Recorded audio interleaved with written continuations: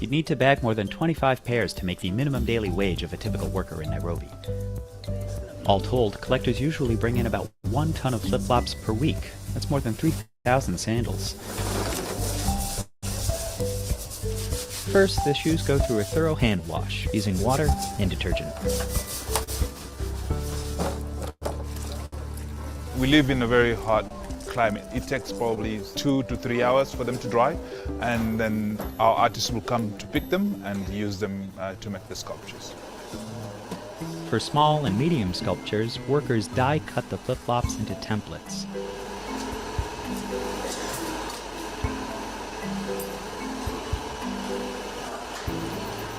Then use a non-toxic glue to bind the shoes together.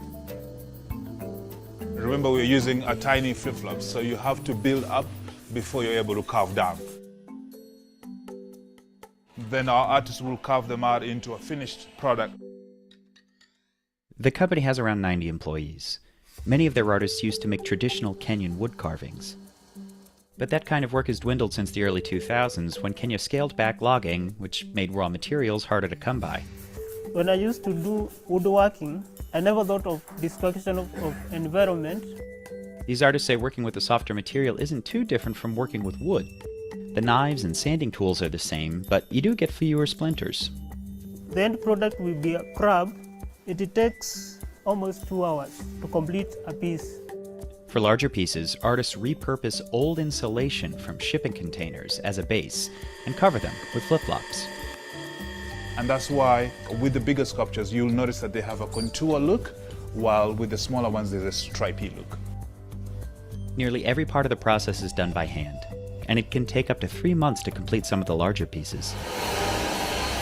The only time we use a machinery is when we come here to sand.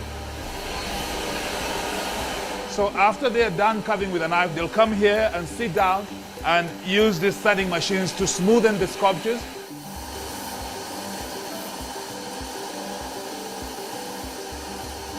I'm gonna walk out of here because it's too noisy. The company keeps a stock of marine animals, like turtles and whales, in keeping with the clean ocean theme. There's also safari-inspired carvings, like elephants and giraffes, which are the best sellers. People say that they love them.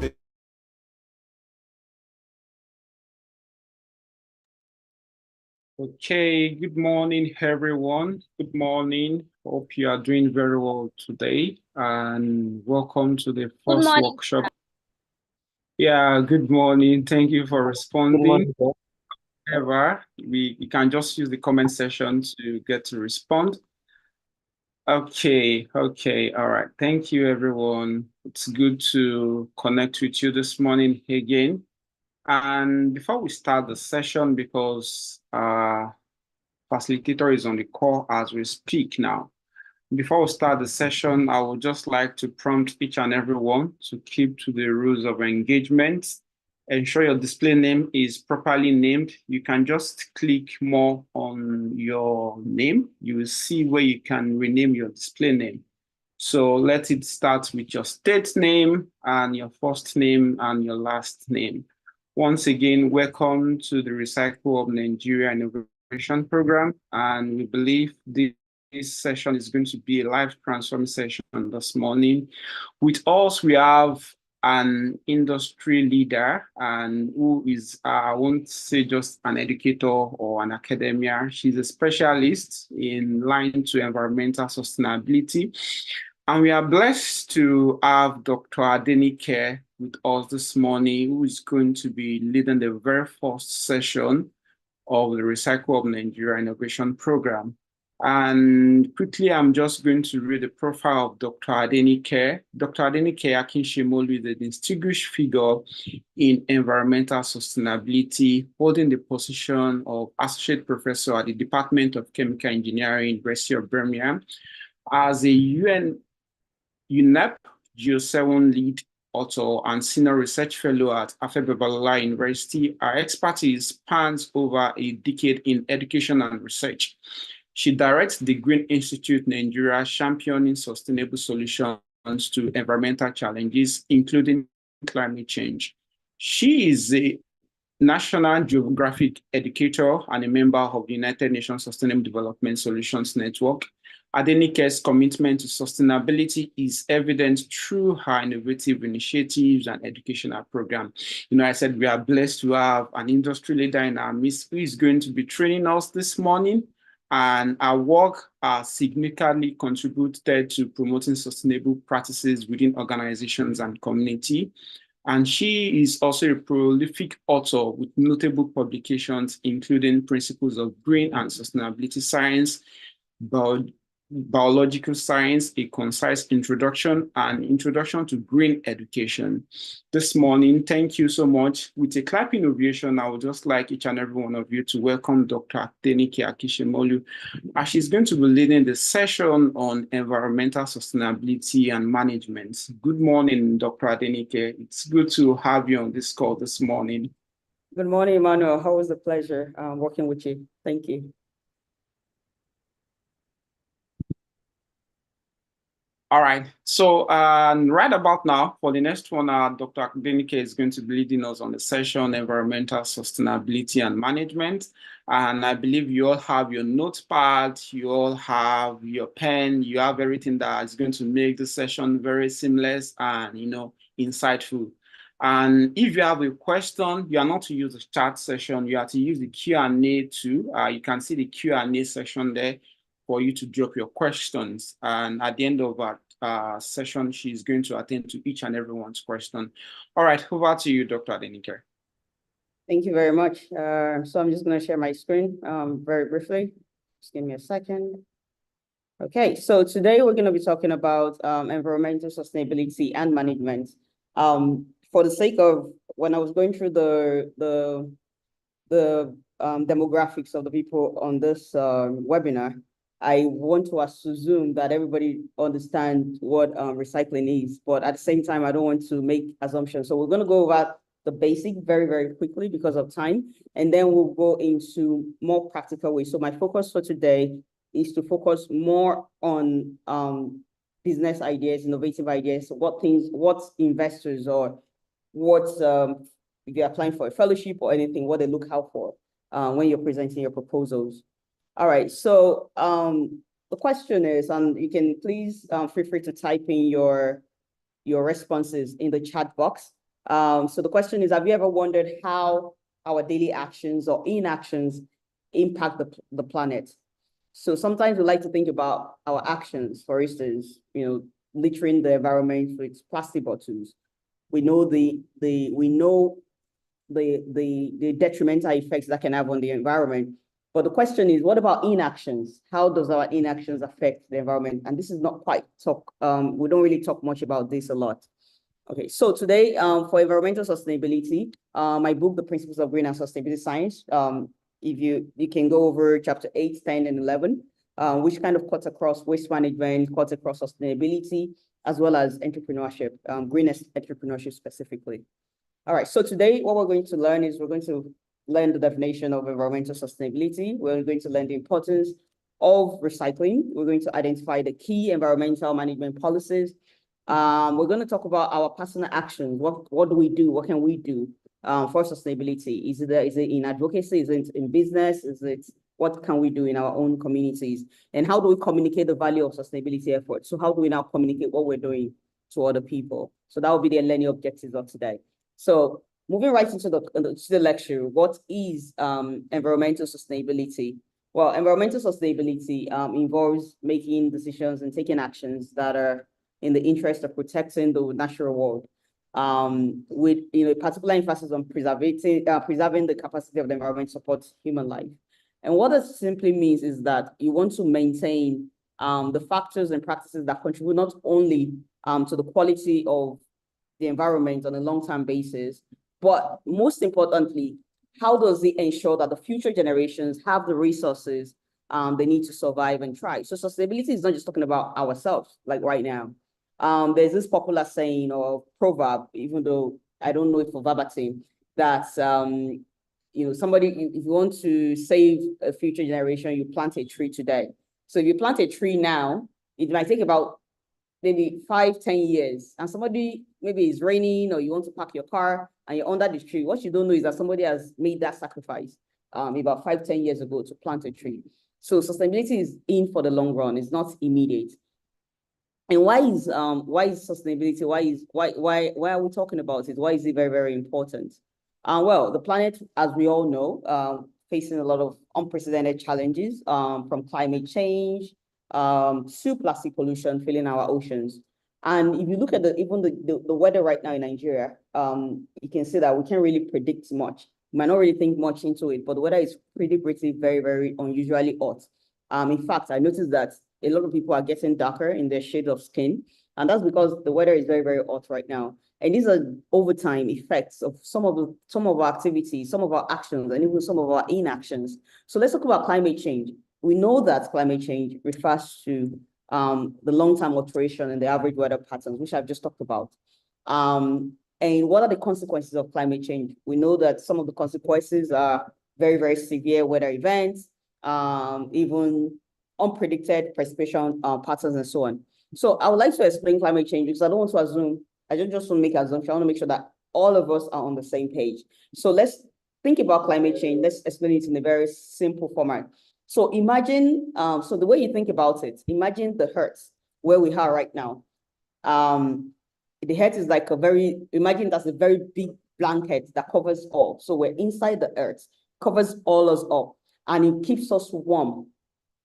Okay, and we have the layer in the atmosphere that keeps the Earth so the Earth keeps us warm, but on the surface of the Earth there's a layer of air around the planet that keeps the planet in the right temperature for all organisms. Okay, now think about the sun. Think about the sun as a very giant eater in the sky. So it sends heat and light to the Earth, which is good because we need sun to survive. We know that humans by nature are omnivore, or they are what we call heterotrophic, which means that they depend on for instance, plants or other organisms for food and survival. And sun is very, very important in process of photosynthesis for our plants to be able to manufacture the food that we eat. So now imagine that sometimes because of our activities, we use too much energy from the sun. So imagine you turn on, you close all the door in your room and then you turn on the heat that is very, very high. So that is what it is. Now, because the sun is very, very hot, there's something that protects us from the sun, which is what we all know as ozone layer, which is like a greenhouse effect.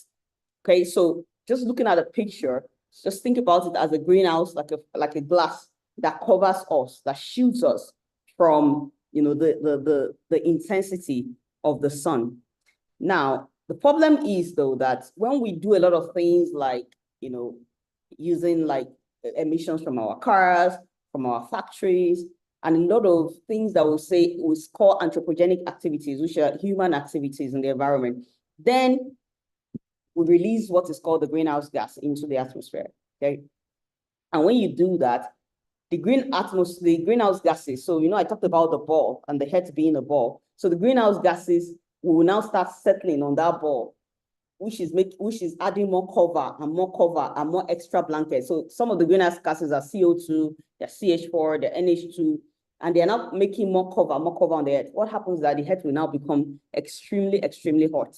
Okay, just like looking at the picture there. And then the earth keeps getting warmer and too warm, and then a lot of things will start happening. And that's to give you a nutshell of what climate change is. And the basis of that is now, why do we need to reduce some of these activities, or what innovative ways can we think about so that we don't keep getting adding our extra blankets of greenhouse gases to cover the earth? Okay, then let's move into environmental management. Environmental management is a systematic approach to making administrative and operational decisions. So sustainability, you understand that sustainability is the idea behind it of why we need to do what we need to do. But environmental management is now the action side of things. You like to ensure that all our human activities are conducted in a manner that minimizes, that eliminates harm to the environment. The actions that we take, like recycling, because this is a recycling cohort. So some of the actions that we take to conserve our natural resources and to ensure that the ecosystem are sustained for the current and future generation, that is what we call environmental management. Okay. Now, some of the key aspects of environmental management includes policy and legislature compliance. So ensuring that our activities comply with environmental laws, with regulation, with standards, international standard, local standard, etc., resource management, waste management, pollution prevention, sustainability planning, and then, of course, stakeholder engagement and communication, and so on and so forth. Okay. So now, what is recycling? We know what recycling is, but just to give a more formal definition, is the process of collecting and processing materials that would otherwise be thrown away as trash and turning them into a new product.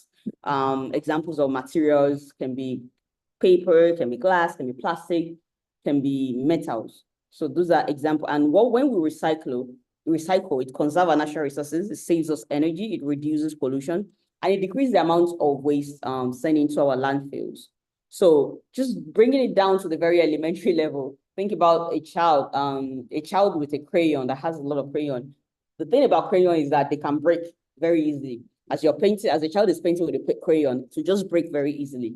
But if you don't know about recycling, the very fundamental of recycling is that when that crayon breaks, the parent or the child is tempted to throw it away and say it's not useful, which is not true.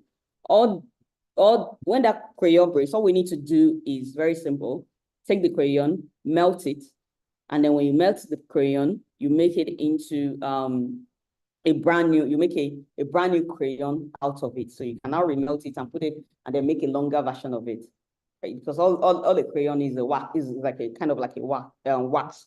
So it's just that simple process is recycling. Right? So, and recycling is very, very important. It's a key part of circular economy and turning what would be waste into valuable resource, like I talk about. And I've talked about this. These are some of the impacts of recycling, reducing greenhouse gases, and so on and so forth. Okay. Now, the question is, how about we imagine a world where every of our actions supports a sustainable, thriving planet? How can we together make this vision a reality? So first, we can start. So before going to all the recycling, of course, we can start with recycling. But first, we need to start with education, because the first thing is, you have to first educate people on why they need to do what they need to do. Because if you come up with an idea or a product and they can't really understand why they need to do it, then it becomes the product doesn't work. So first, we have to use education to empower our communities with knowledge, to empower our students with knowledge. For instance, with my students at the university, even at the secondary school level, I usually show them this picture. I said, what picture is? Everybody's like, it's Paris, it's Eiffel Tower. And I ask a question, is it beautiful? They say, yes. Would you like to visit? Oh, wow, yes, I would like to go there. Okay, but this is our own environment. An average community, you go to a lot of rural communities and even cities, you see how people are disposing. It's like it's not even in the culture. It's normal for us to just take our pure water sachet and just throw it on the floor and keep going. Or just go out somewhere and just generate there outside, broad daylight, and just keep going. So we litter our environment. We like this, but this is the reality of things. Okay, we always want to wait for government to do everything for us. So now, what do? We need to educate. Educate starts from the primary level, which is the kids. So how do you educate the kids about recycling? For instance, you can start coming up with comic books so that they can understand the concept, the simple concept of recycling, or even why they're even doing it. It doesn't necessarily even have to be about recycling. It can just be about the environment generally. And you want to communicate that to their age level. So with the Green Institute, what we've been able to do is create some comic books for young kids to be able to understand.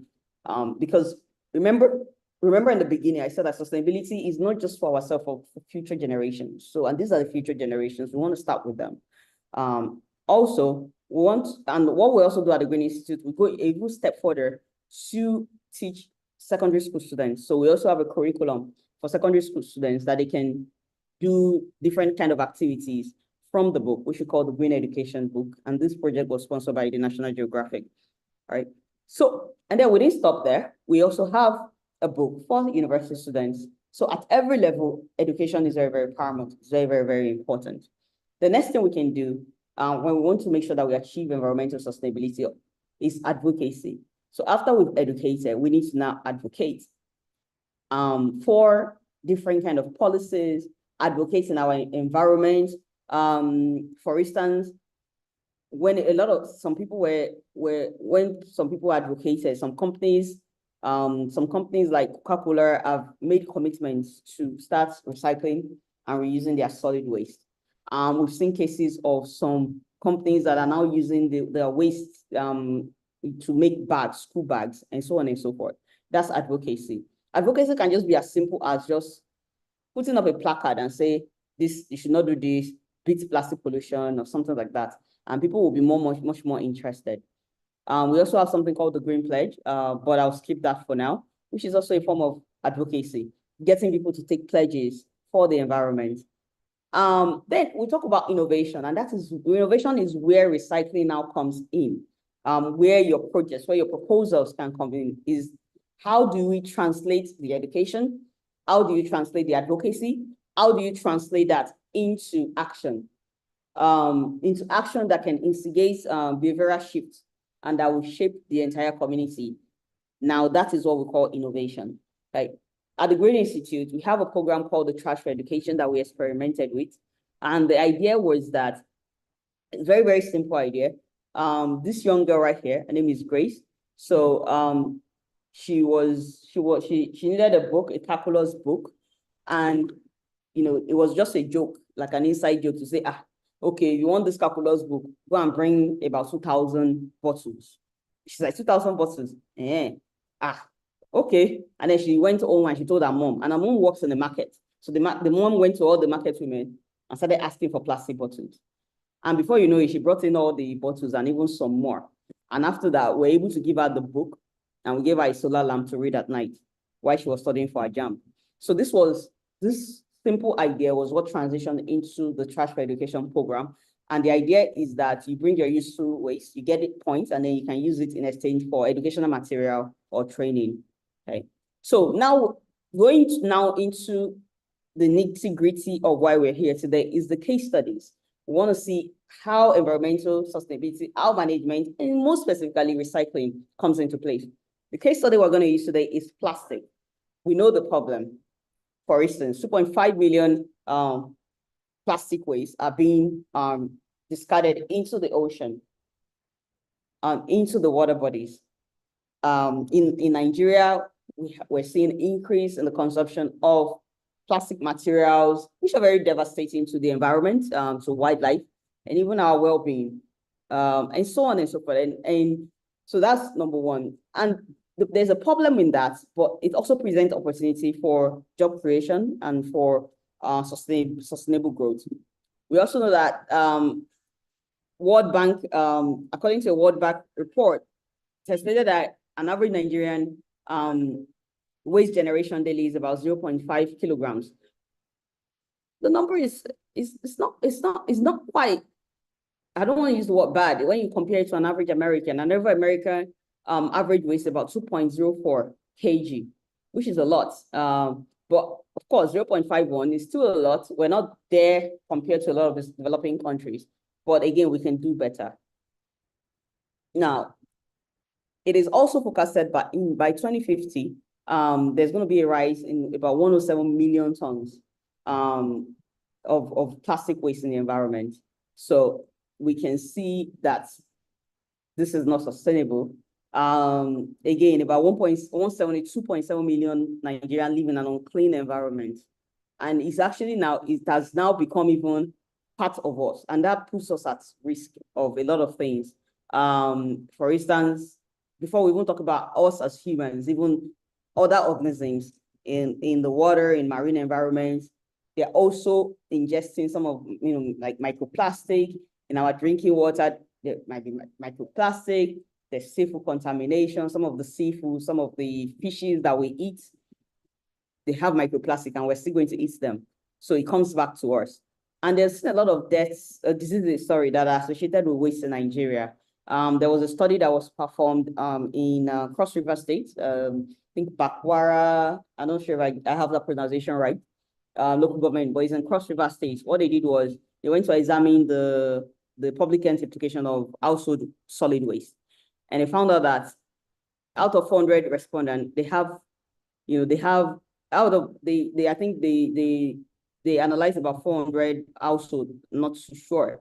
But they noticed that there are a lot of eye diseases like cholera, like malaria, like Lassa fever and diarrhea, and so on and so forth.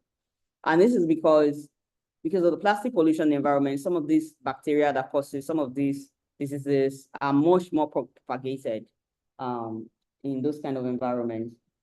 Okay, so also, why is it hard for you to now come to an average Nigerian to say, oh, you know, you must go green, you must dispose your plastic, you must do this? Because the reason why it's hard is, one, because an average Nigerian, we're still struggling with physiological needs.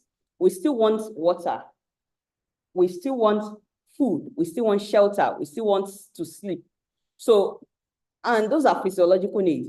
Is when you're very okay that you start, you know, going into self-actualization and you start moving up the ladder. So it's very hard to convince someone that is on the physiological needs stage to want to do some things. It doesn't just because they just want to survive. They just want to survive. So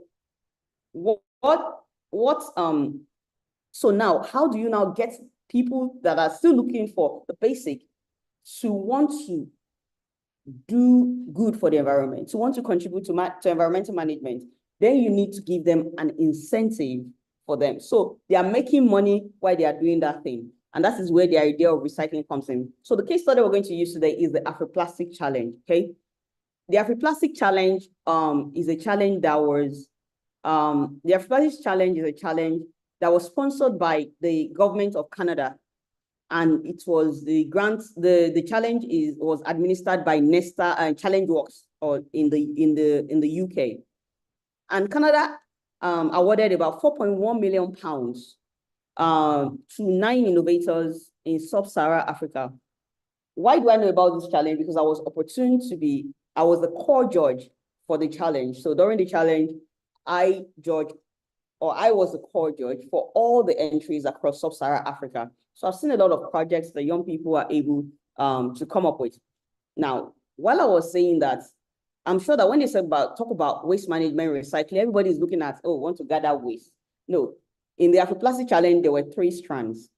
The first strand is accelerating growth. That means you come up with how do I explain? You come up with a project that is directly recycling waste.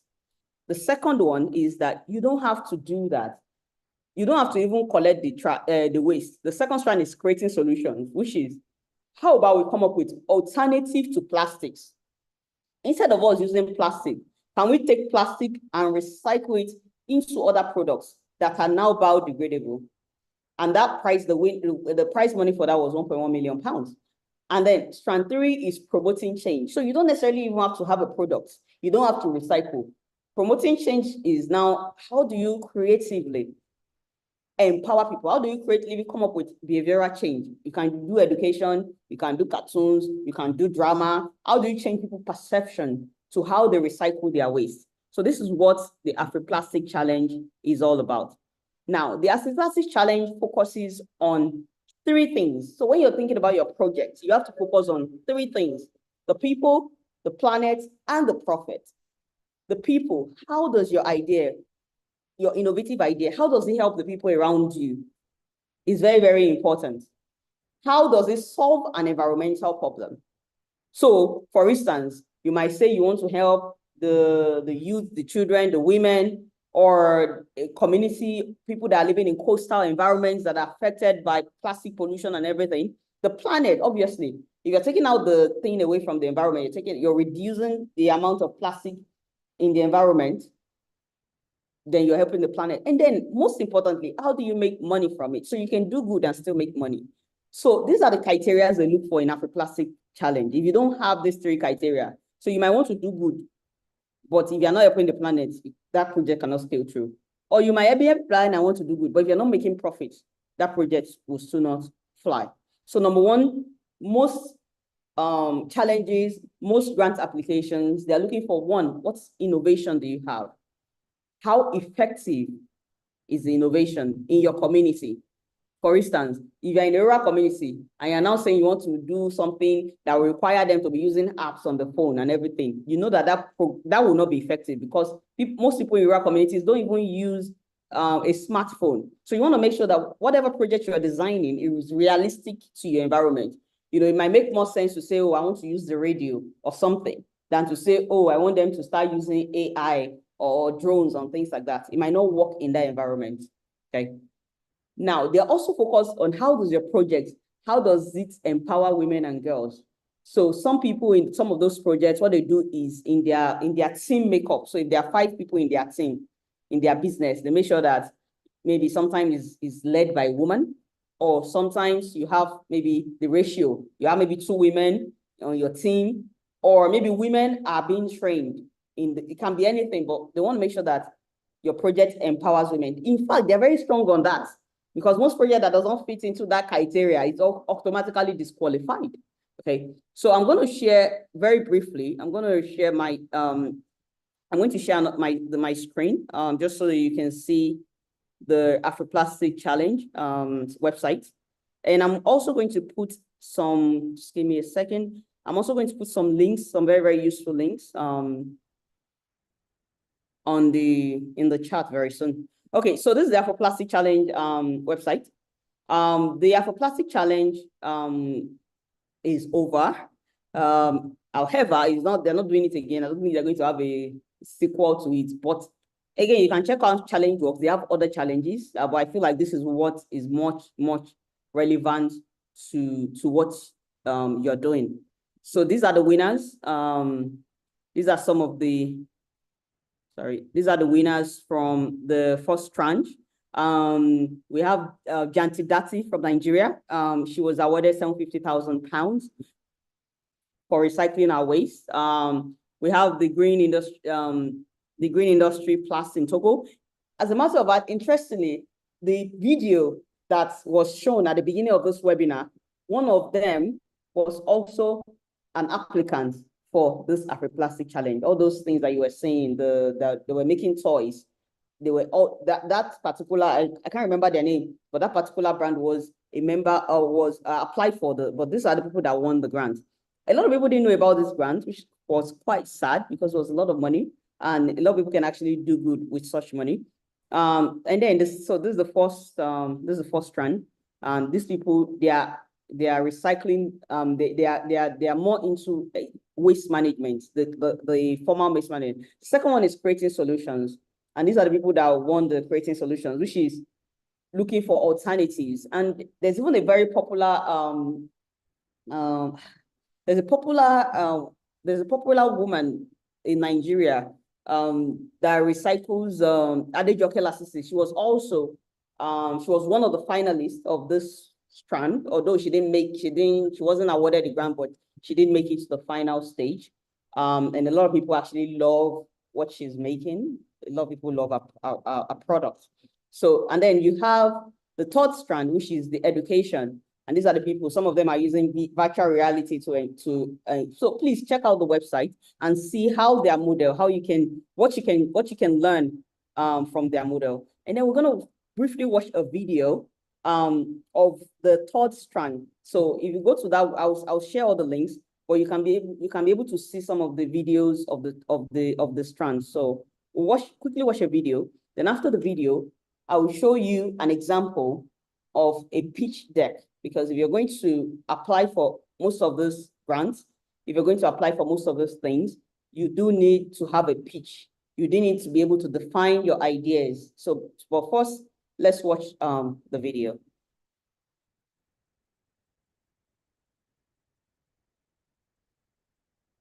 Second to share the screen. Okay. All right. Please give a thumbs up or something, or reaction if you can see the screen and if you can hear the sound.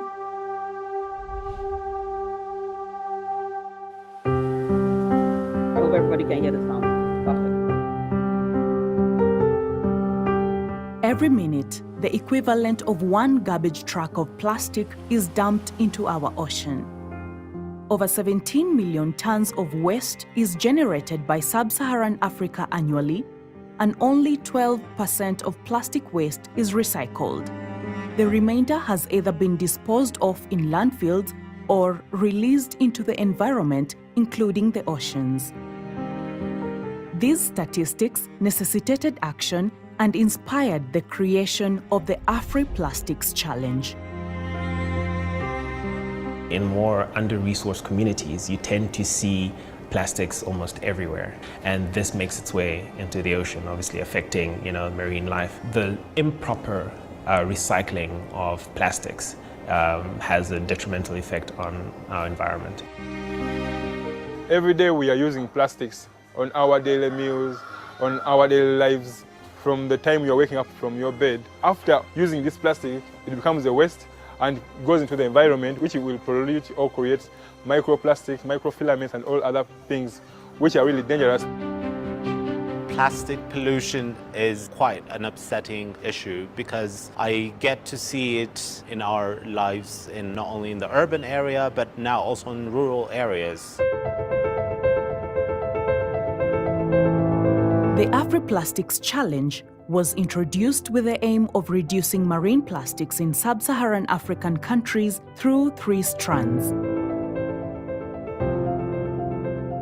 The innovators in Strand 3 have been working on campaigns, schemes, and tools to help shift the behavior of individuals and communities when it comes to plastic waste.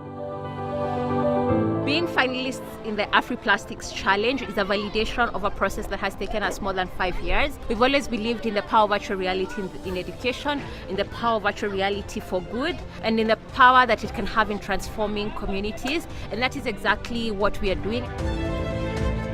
Donc du coup, quand on a reçu le mail qui nous disait qu'on a été sélectionné parmi les 30, disons, et après parmi les 15, là on a vraiment sauté de joie en fait parce qu'on s'est dit que voilà, enfin on aura de quoi réaliser notre projet.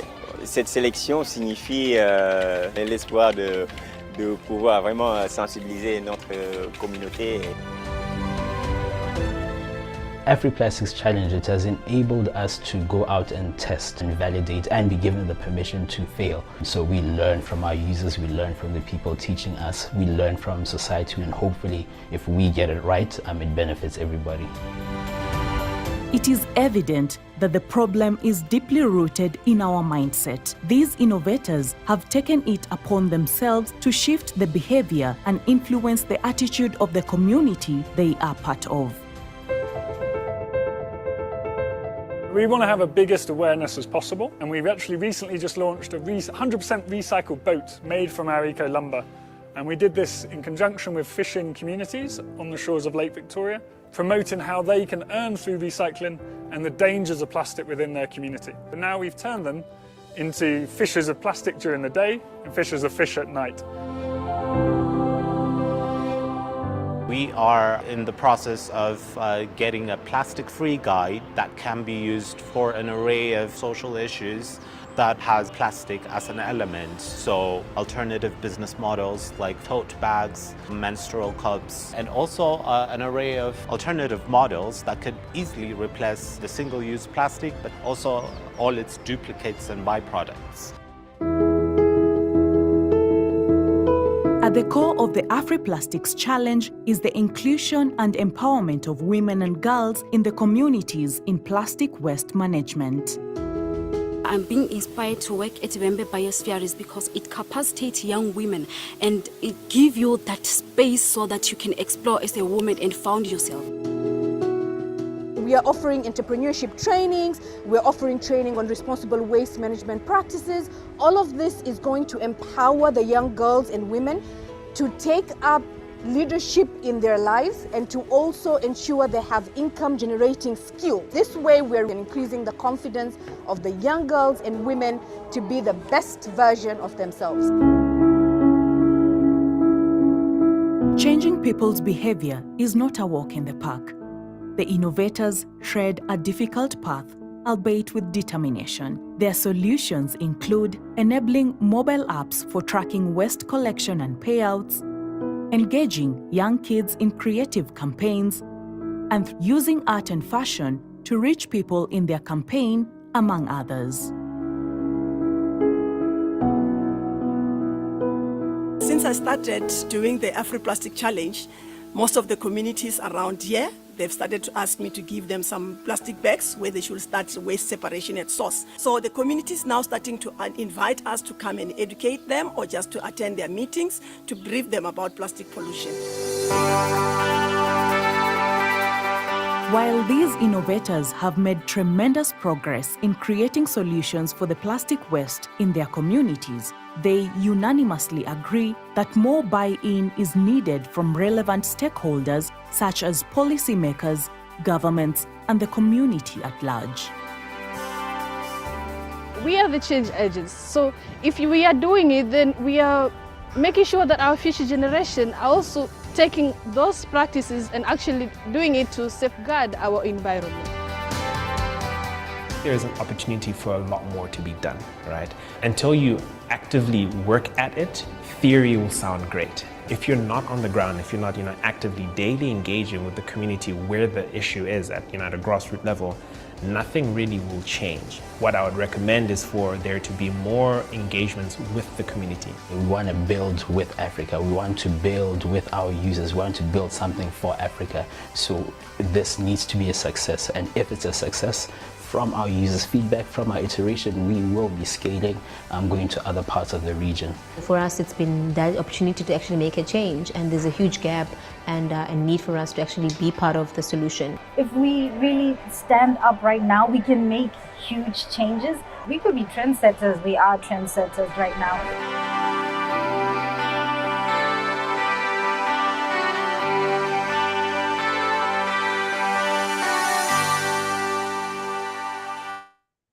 All right, perfect. So the good thing about the Afri-Plastic Challenge is that as you move off stage, it's not once you qualify for the challenge, you get some funding. So it's not like at the end that somebody gets £750,000. They still get funding. So if you are a finalist, once you get into maybe the second round, you get, I can't remember now, maybe you get like 10,000 to start up to test your project.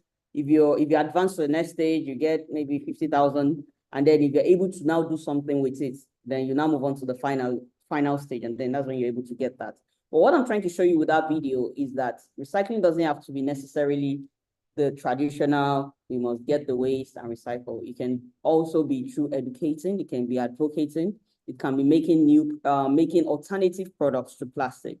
All these are valid. So I put some links in the chat box, which I'm going to be, so most of the things that you will need, the Challenge Works website is right there. And some of the other videos and everything is right there, and maybe some events that you can also look into attending. Just moving along into our lecture, I'm going to share the pitch deck of a very, very, very strong contender, or very, very strong, one of the finalists, Takataka Solutions. Takataka Solutions is located in Kenya. I'm just going to share that real quick. Okay, so this is the pitch deck for Takataka Solutions. Please, there are notes that you would like to take on this, it's fine. Please feel free to do that. So this is the deck they use for their final solution. So first, when you're looking at your pitch deck, you want to state what's the problem? What's your solution? So if there's no problem, there's no need to form any business or do whatever. You have to first have a problem. Who are your key customers? What products are you going to make? What's your system map? Which you're going to go into that. What's your market segment, and so on and so forth. Okay, so the problem, and you want to keep the problem as simple as possible. Remember I talked about, the first thing is, how does your problem help the people? How does your problem help the planet, which is the environment? So you want to look into that. So you can see they're very, very, very, very specific in the problem. The best way to state a problem is not to say, oh, in my communities, I noticed that our residents, they just put their waste on the floor. So now I want to tackle that. That's not the best way to do that. That's not the best way to do that. You want to use statistics. You want to use verifiable data. So if you look at the chat box, I've been able to put a link The link is our world data. If you see a link called ourworldindata.org, they usually have real-time data on different topics, from climate change to waste management to plastic, anything that you want. They have data there. So you might want to use their data because their data is very, very reliable. So you want to look at the data. What is the problem? So they've been able to identify the problem to say, 4,000 tons of waste are produced in Nairobi, Kenya. 77% of waste are burned illegally. 95% of end up in the dump sites and so on and so forth. Now, who are the people? They are targeting people that are close to the largest dump sites. They're not just saying, oh, we are targeting the whole of Lagos. Lagos is huge, for instance. We want to target a very, very specific group. So if you want to say, oh, I want to target people in the Makoko community, for instance, or I want to target people in the larger coastal environments in Ondo State, Nigeria, you want to be very, very, very, very, very specific. And they also told us that, in 2007, there's a study in the UNEP study that found high levels of heavy metals in children that are living close to this area. So there's a problem. They've identified the problem right there. And then what's the problem in the environment? They've also been able to identify it. The thing about when you're applying for grants or when you're applying for fellowship is that you want to make sure that your proposal, when you're preparing your proposal, you want to make sure that it is very specific as possible. If they ask, list something, just list. You don't need to go about explaining, because the reason is that most of this Afroplastic challenge, for instance, we receive over more than 50,000 applications, right? And you have judges that they would have looked at the application before it comes to the core judge, which is myself. So I'm not going to go over 50,000 one after the other. I want to look out for the key elements. What is this person eating the right things using the right languages? So that is why you want to make your talk as very simple as possible. What is the problem? Tan, tan, tan, that's it. You don't need 2 paragraphs. You don't need a whole page. You just need 1 sentence, and this is what the problem is about. Now, they've been able to articulate what their solution is. They've told us that what they do is they collect, they sort, and they recycle, and then they support, and then they employ. So already you're seeing that this is a capable business, because they're not just doing the work, but they're also employing people, and they're also supporting people. So just looking at this screen, you're able to tell what they are doing just by looking at it. And they are still telling you that this is what we're doing for the environment. This is what we're doing for the people. So they are very, very specific. The next is going to their solution.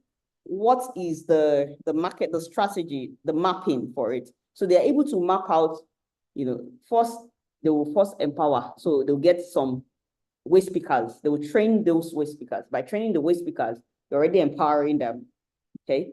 They will make sure that they pay them well.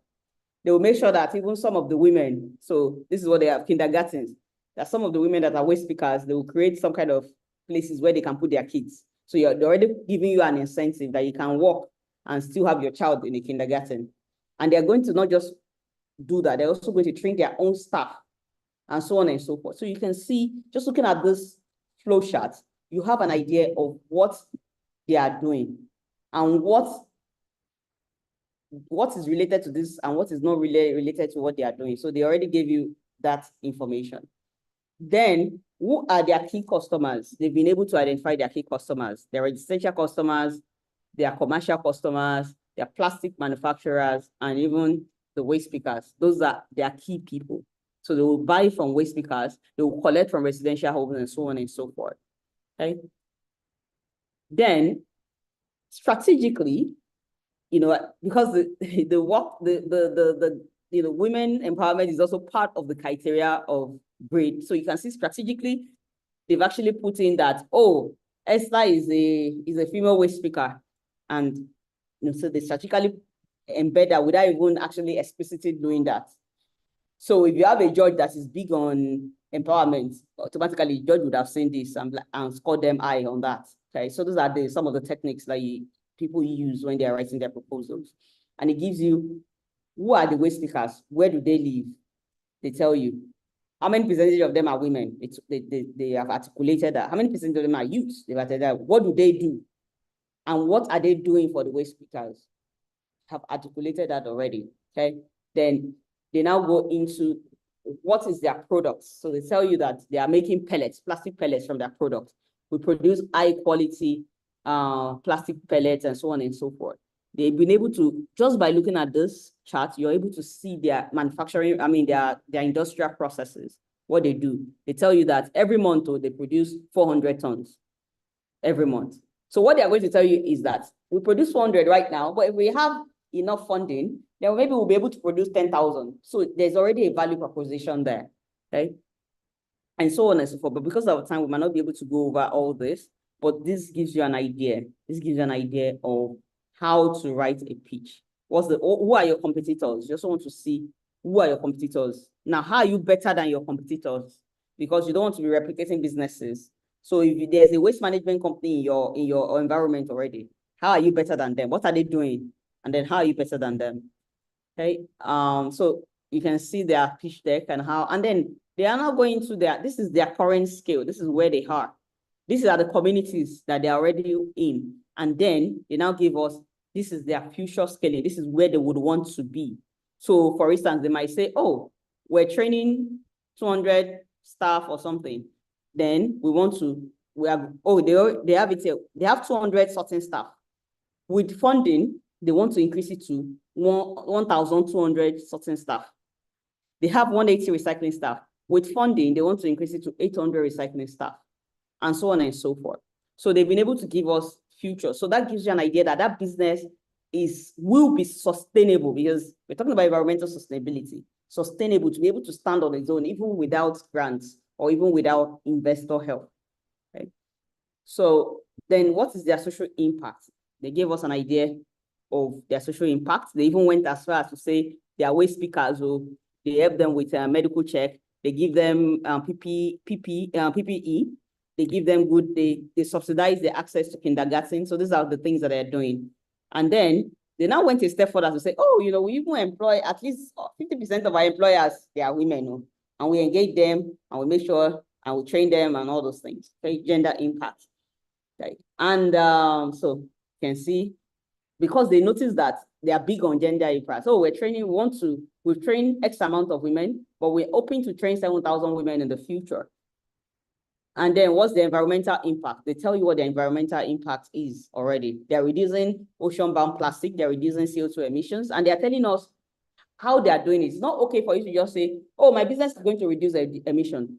What's the numbers? Are you going to be reducing 60 tons of waste every month? Are you going to be saying 10,000 tons? And you want to be realistic. You don't want to put just one big number for calling's sake, because people also look at how realistic is it. Now, the budget is for 1 million naira. That's whoever wins the grant gets 1 million. Okay. So how do you now intend to spend that money? Okay. So they have it. Of course, this is just to give you an idea. There's a more detailed budget Excel file that I cannot share with you of how they want to utilize that money. So if you look at it, it says see detailed budget. And then they also tell us who their management team are. When you're forming your team, when you're coming up with your proposal, you want to make sure that everything is represented. You want to have a financial person on your team, because again, I said people, planet, profit. You might be good at what you do. You might be good with technical side of things, but you might not be good with finance. You might not be good with business. You might not be good with marketing. So you want to make sure that on your team, you have somebody that is into marketing. For instance, they have sales. They have somebody that will help them with partnerships. They have somebody that will help them with finance. They have somebody that will help them with their daily operation. And then they now have the CEO of the company. And they've been able to give us an organogram of how their company works. Okay? So you want to look into that. You want to make sure that everything is represented on your team. And then what kind of partnerships do you want to form? Because people are big on collaborations. Do you want to have partnership with suppliers? Do you want to have partnership with government? What kind of, or other organizations that are doing what you are doing or doing something close to what you're doing? So what are your partnerships? And obviously they put in their references from some of the things that they stated, a study they stated in the beginning in the problem slide. They also give us the references. So this is an example of what a pitch deck looks like. And then lastly, we're going to watch their video, like their pitch. We're going to watch their pitch video very, very quickly. Okay. Give me a second. Okay. So most pitch videos are usually encouraged to be under 2 minutes because nobody's going to watch in fact, if it can be 1 minute, if you can put all your proposals into 1 minute, even better. Okay. So no, it's going to be hard for someone to sit down and watch 10 minutes video. So yeah. So let's just watch for this guy, Taka Solution. Less than 10% of the plastic waste produced in Kenya is recycled. The majority ends up in dump sites, which negatively impacts the environment and human health. At Taka Solutions, we are tackling the plastic waste problem through our end-to-end approach. We have grown to collect 60 tons of waste per day from residential, industrial, and commercial clients, which we then separate at our 2 material recovery facilities. This is in addition to sourcing 30 tons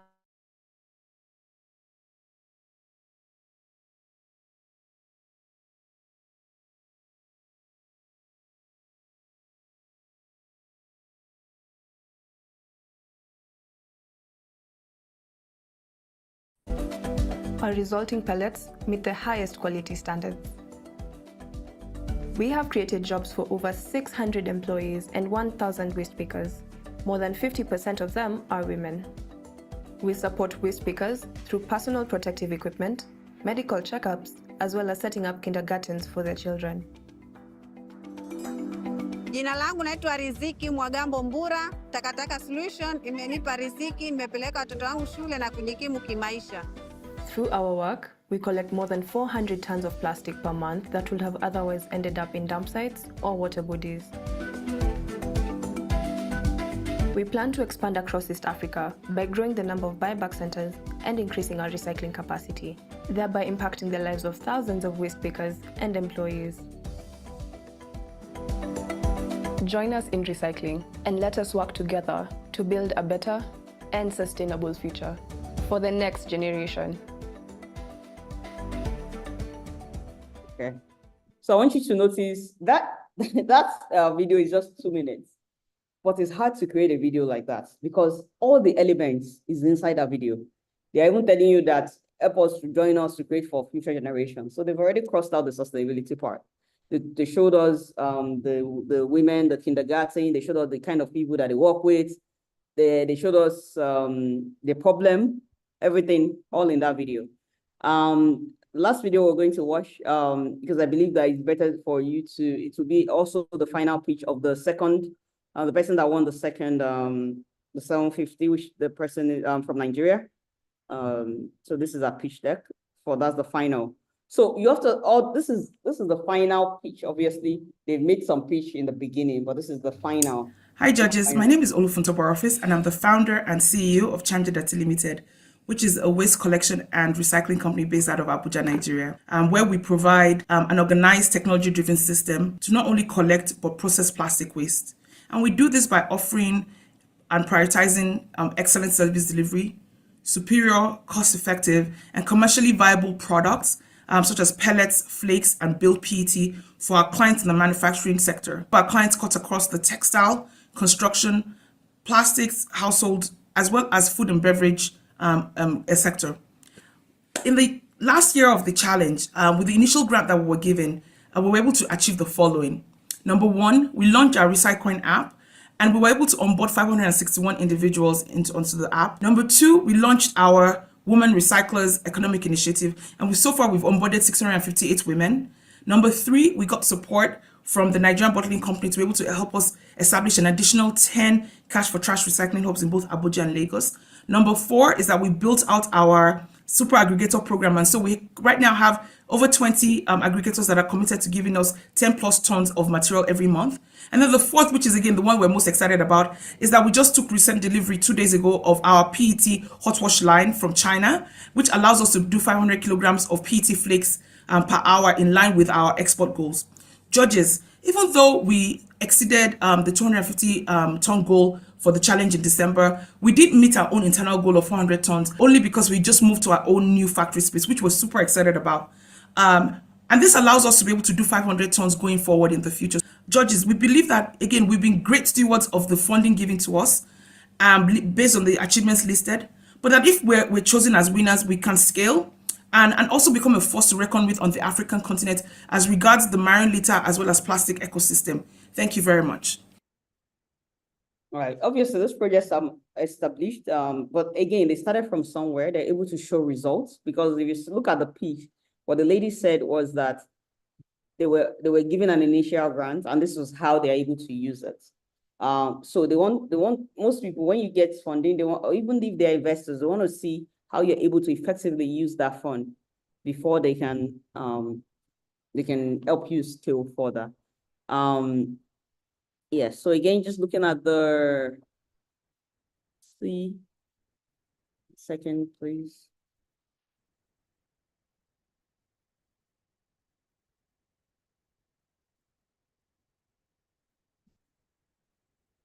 Give me a second, please.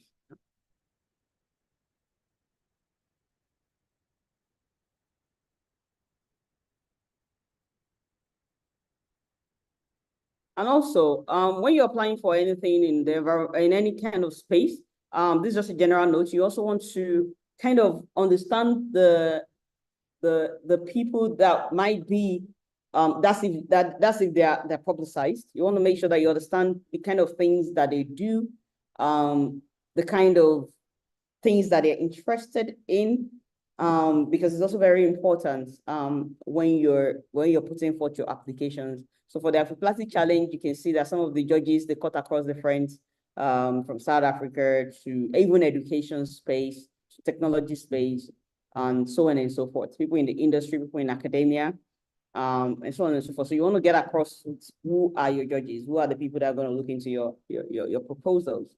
That way, that gives you an idea of the things to look out for, and so on and so forth. Okay, so that kind of so that just sums up in a more, just to give you an idea of how some of our environmental sustainability can now be applied for recycling purposes. Okay, so moving on back to the slide. Second, so we're going to be rounding up soon and taking questions. Okay, so we have these are some of the Afro-Plastic Challenge finalists. We have Miriam Lawani from, I'm the founder of the Green Hill Recycling in Lagos. Okay, obviously we just saw the video of this woman, Olufunta Boroface. Recyclers are some of the applicants for the Afro-Plastic Challenge. And of course, very popular Adejoke Ibadan girl that we're all fond of. Also, she was one of the finalists of the Afro-Plastic Challenge. So these things are doable. You just have to start from somewhere, and you don't have to necessarily start big. You just start one after the other. I mean, it's very little steps, and then grow from there. You don't have to start your program to say, oh, I want to start recycling the whole of Ondo State or the whole of Lagos State. You know, something can be as simple as, I just want to start in a secondary school. Pretty much, I want to take the waste, because what that does is when you take some of those things, you can experiment with some of this. So, so that's just gives you an idea. So today I've been able to talk about environmental sustainability, in why is recycling important, in how do we take actions, and how do we apply it to everything that we do. And just on the side, I personally, and there are a lot of webinars that you can also look into. If you're looking at things in the water space, there's also recycling in the water space. If they're looking at to connect, these are upcoming seminars for this month and next month. So we have the World Water Day, and we have different kind of panelists that I feel that you can all learn one or two things from. We have the Officially Green, where we're going to be talking about bioharmony and some recycling principles. The registrations, some of the links are in the chat box. Also, if you're into academic sort of things, you're free to also attend some virtual conferences that we have, the World Environment Day coming up.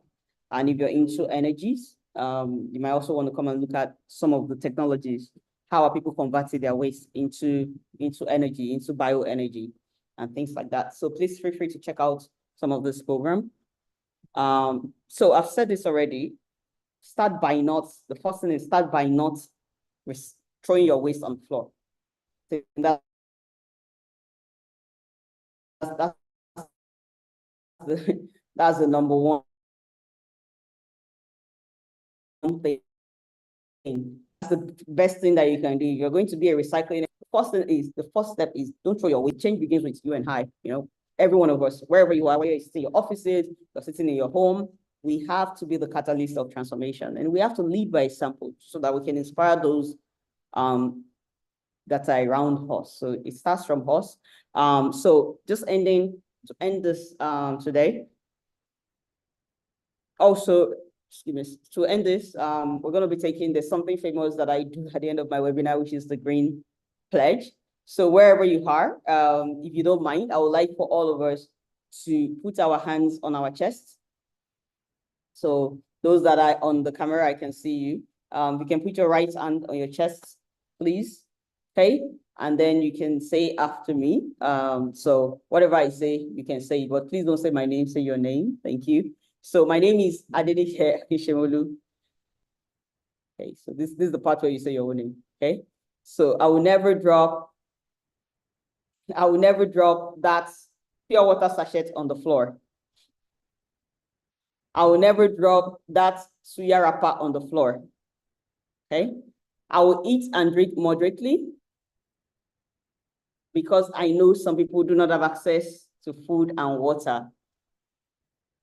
Okay, I will always switch off my appliances when not in use. I will travel sustainably. I will tell others about the green movement. And above all, I pledge to be green. So thank you very much for having me today. Please feel free to follow me on or send me a message or on LinkedIn.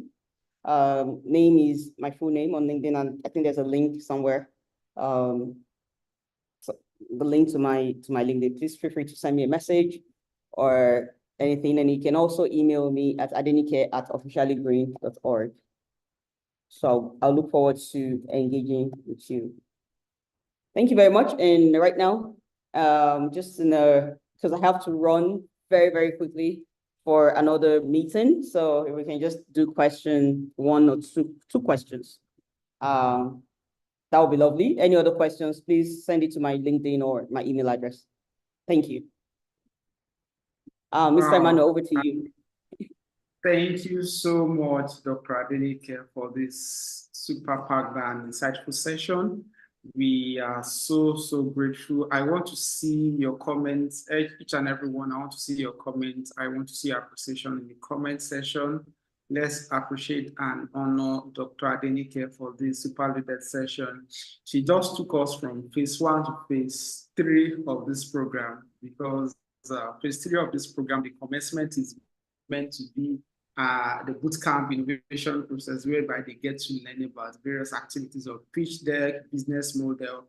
And sincerely, we are so grateful, Dr. Adenike, for this super loaded session.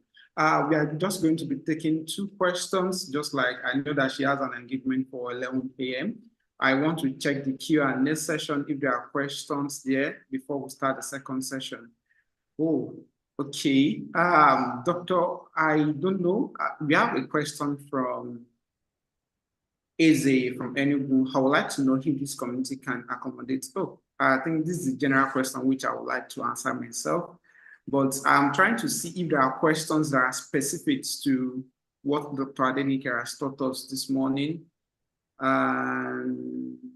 Okay, there's a question from Adetola Oshun. It said, as someone who studied and lived in Germany, one of the world leaders in recycling, I would like to ask if you agree with me that NBC has a good role to play in plastic recycling in Nigeria, because I believe we can make everyone a waste speaker with the introduction to RVMs, and this is where I believe the NBC can introduce the German version of PFAN of PET bottles. That's a question from Aditola And another question which I would just like to take is, I'll take a question from Inkechi Lagos, and that ends it for now. We still have another facilitator on the call. Definitely, we get to also share questions with Dr. Adenike, and she can get to respond to it.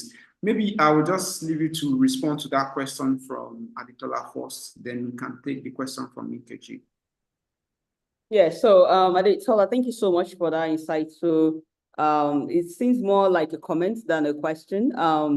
Though I do agree with you that the Nigerian bottling company has a very, very pivotal role to play. I think one of the things they can do is by introducing like a reverse vending machines, a depositing kind of system, which you rightly said, like the PFAN, similar to what you have in Germany. And of course, there are a lot of factors that need to be put into place if you're going to do things like a PFAN system, a reverse vending machine system, lights, for instance. We know that we don't still have 24 hours lighting, and now that diesel and everything is on the high side, that might also be some kind of challenge in making sure that that is very, very effective. But it's a very good idea because now you're incentivizing waste pickers. Once people have incentives to do things, it encourages them and obviously promotes environmental sustainability, reduces the waste in the environment. So I think, yeah, NBC should look into the infrastructure, but most importantly, they should first look into, before the infrastructure, they should first look into the public awareness and the participation. How do we first get the mindset of people to change? If we can get the mindset of people to change, then we can now invest in infrastructure. Then we can now start looking at policies and regulations and partnership and so on and so forth. We still have a long way to go. So my own thing is, you know, NBC have a lot of role to play, but at the individual level, we need to start playing the little roles that we can. So thank you very much, Aditola, for that question. Wonderful question. All right, thank you, Doctor. The very last question. Okay, I'll give Genevieve the opportunity to ask a question, but please, 30 seconds, maximum 30 seconds. Just go straight to the point. Genevieve, you can unmute your mic and ask your question.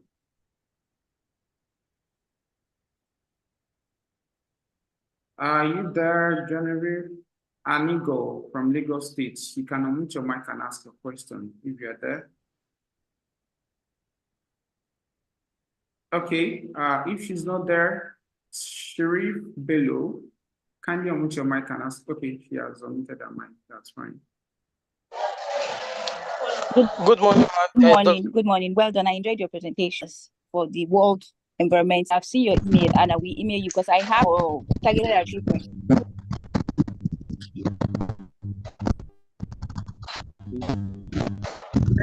Are you asking a question in line to the question? Okay, you said you are going to send an email. All right, that's fine. Okay, so I believe we are good, and I would like to keep Dr. Adenike waiting. Eric, do you want to ask a question? Yes. All right, please go on. Insightful and educative section. So the thing I want to ask is that what advice can you give to an NGO that operates in a low-income community that deals with education and environmental related issues as regards scaling grants? Okay, all right. What do you do? Yeah, I didn't quite get. I think the network went off a little bit. So maybe we can just I don't know if you heard what he said. What advice can you give to an NGO in line to grant application, NGO that has to do with that are working in line to recycling and circular economy practices? Okay. So the advice will be to start small, to start really, and you want to document the things that you're doing. You want to make sure that you're actually doing the work. Again, you don't have to be sophisticated. It's a rural community. Your solution should be local. So that's one thing I said in my presentation. Your solution should cater to those kids. In fact, if you need to speak to them in their local dialects or something, you have to be able to communicate to them. You don't have to use English language. So far, they're getting the principles of what they need to get. Then That's what matters. And you want to make sure that you're making an impact in those communities, and you document it and you share it with the world, you share with people. And then you never know, from there, somebody sees your project. Oh, wow, this is really good. Some people are they're making impact. And you're putting your community on, you put your community on the map, and then you see more people to come and help. Because what grants are looking for, they're looking for big projects. They're looking for projects that are impactful. And where is a better way to make impact than a rural community? So I think, number one, you're already in the right community to make that impact. But most importantly, you want to make sure that you're putting in the work. You're actually doing the actual work. And your solutions have to be local. You don't do global solutions to local problems. Thank you. Thank you very much. Thank you very much, Dr. Adenike, for that insightful response. You have to study ideas within your community, start from your own community, solve the problem starting from your own household, and then you can grow it to become a global solution. And once again, what do we say to Dr. Adenike? Thank you so much. Thank you, thank you. I can see a lot of appreciation in the comment section. We sincerely appreciate your time, and we hope to further connect with you and learn more with you. Dr. Adenike is an amazing person. Even with following her on LinkedIn and on our social media platform, you can get to learn a lot of things from her. So I want to admonish each and every one of you to engage with her across our social media platforms. That's going to be shared once again, and the resources, the presentation slide as well, I believe is going to be shared with you at the end of today's session. Thank you so much for this insightful session, Doc, and we believe you can get to live and engage on your other activities for the day. And dear participants, I believe we had a good start in as regards this workshop series, which we are having on the Recycle Innovation Program. And our second module is going to be focused on circular economy. And we're also having a specialist who's also an educator. And she has been an amazing fellow all the way, in person of Deborah Edward, who is currently the communication and event manager for Circular Economy Innovation Partnership.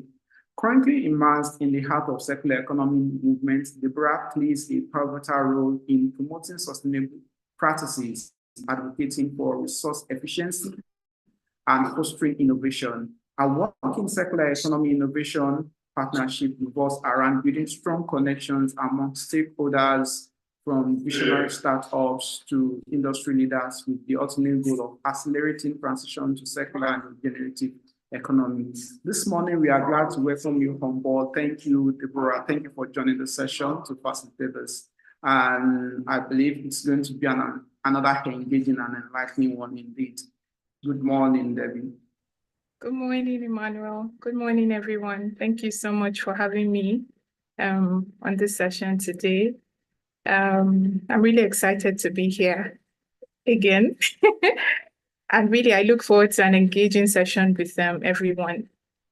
Okay, so I'll get right started. I can see we have a number of people joining from different parts of Nigeria. Hello and welcome to you all. Okay, so I'm going to be talking about circular economy. But I think first of all, I'd like to ask a question. I don't know if anyone is familiar with what circular economy is. Maybe leave a comment. Let's read through your comments. Does anyone know what is circular economy?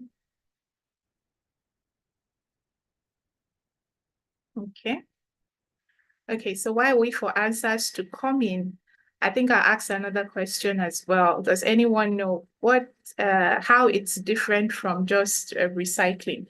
Because I know that this is a recycle up workshop, and a lot of things you're going to be learning are going to cut across recycling and circular economy as well.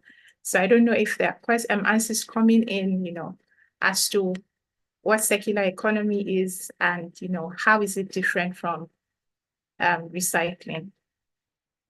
Okay.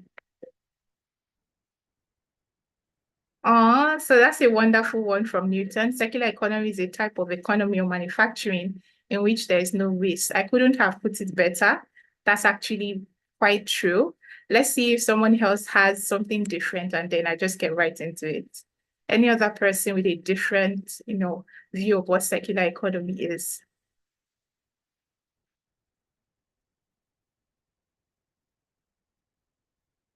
Okay, so there are none for now. So today I will be taking you through what circular economy is. I'll also be, cradle to cradle. Wow, interesting. I'm curious to hear why. Okay, an economy-based system, where I think that one is fascinating. A practical approach in combating waste. Interesting. Okay. Someone has said what I'm going to say today. It's a model that deals with consumption and production. Thank you so much for the answers that are coming in. It shows that we're going to have quite an engaging session. Okay, so today I'll be taking you through what circular economy is, what the basics are, what the benefits are, what production is from a circular standpoint, what consumption is as well from a circular standpoint, and of course, the need for behavioral change. I really, really appreciate what the last facilitator did for you, which was that green pledge. I think it's one that is very important because, there is a need to change our behavior towards all things sustainability, all things circular economy, especially now more than ever. Has anyone felt the heat wave of recent? Like, you literally cannot go anywhere without probably a hand fan in your bag or an electric fan, a rechargeable fan near you. And, this is because of what we have done as humans over time that has affected the environment. But then circular economy stands, with so many things under it as a panacea, in tackling these issues. So what is circular economy? Okay, now, we operate or typically used to operate a system where we typically do something. So we do something where we take materials from the earth, we make them into items, and at the end of the day, we dispose of these items rather than, processing them into something else. That process is linear. So we call the linear process, you take, make, and waste items. That process has no concern about what happens at the end of the day to that waste. At the end of the day, it is thought that, okay, this waste item goes into the landfill. And if you have seen the state of the landfills in different areas, you'll find that this is in no way a very suitable way to tackle waste. Now, circular economy comes and says that, how can we stop waste from being produced in the first place? And to do that, it means that in the process of production, you who is producing an item, whoever you are, regardless of what you do, you have thought about it and said, when my customer or my client finishes with this item, what should happen? I'll take that again. It means that you as a producer of anything at all, you could be a producer of chin-chin, you could be a producer of clothing, you could be a producer of machineries, you could be a producer of really anything. So long as you are producing something, it means that as that producer, you need to think cautiously and say, what happens at the end of life of this produce? My customer buys from me, I have money in the bank, I smile. But what happens when I am done using, or when they are done using this item? Is there a way that it gets back to me and I can use it for something else? Or is there a way they can dispose it safely without harming the environment? That is what circular economy is focused on. So the person that said it's a model of production and consumption was right. It's a model of production and consumption in which, you think about things like sharing, you think about things like leasing, you think about things like reusing, you think about things like repairing, republishing. I'm sure that at one point or the other, some of us we happen to use a phone that wasn't originally ours to begin with. Someone used it and handed it down to us. That in its simplest form is how we're practicing circular economy. We probably have gotten a phone that was refurbished. Yes, we might think, oh, it's not durable enough, but in some simple way, that is a way that they are keeping our materials in use for as long as possible. And of course, recycling. But we need to bear in mind that recycling is not meant to be the first approach. It's meant to be, in fact, the last resort. So it means that there are different processes that materials or items or goods and services can go through before we end up at the point where we say, oh, we can now recycle. And circular economy is not just focused on, oh, recycling of plastics. No, there are so many things you can recycle. You can recycle fabrics, you can recycle e-waste, your electronic waste, your fans, your washing machine at home. Those things can be recycled. You can recycle food waste. So when you finish cooking your meals in the evening, what happens to the waste materials from them? There is a process they can go through that can be recycled. So recycling in itself is broad, and circular economy in itself is broad. But the interesting thing is that they tend to overlap a lot. Now, why is circular economy important? It's not enough for us to blow horns. It's not enough for us to talk about it, just here. But then, why is it important? Of course, the very first one, how does it deal with the environment? It helps to reduce greenhouse gas emissions. By the time you are extracting materials from the earth, by the time you are taking things, to make new things out of them from scratch, there's no way you will not release harmful gases into the atmosphere. However, because you are reusing a lot of stuff and you are repairing a lot of items, the amount of resources that you will put into these things is less. Also, the amount of gas emission that is released is also less. That is why circular economy is important, because it champions the cause for things like repairing, refurbishing, and so on. There's also energy efficiency.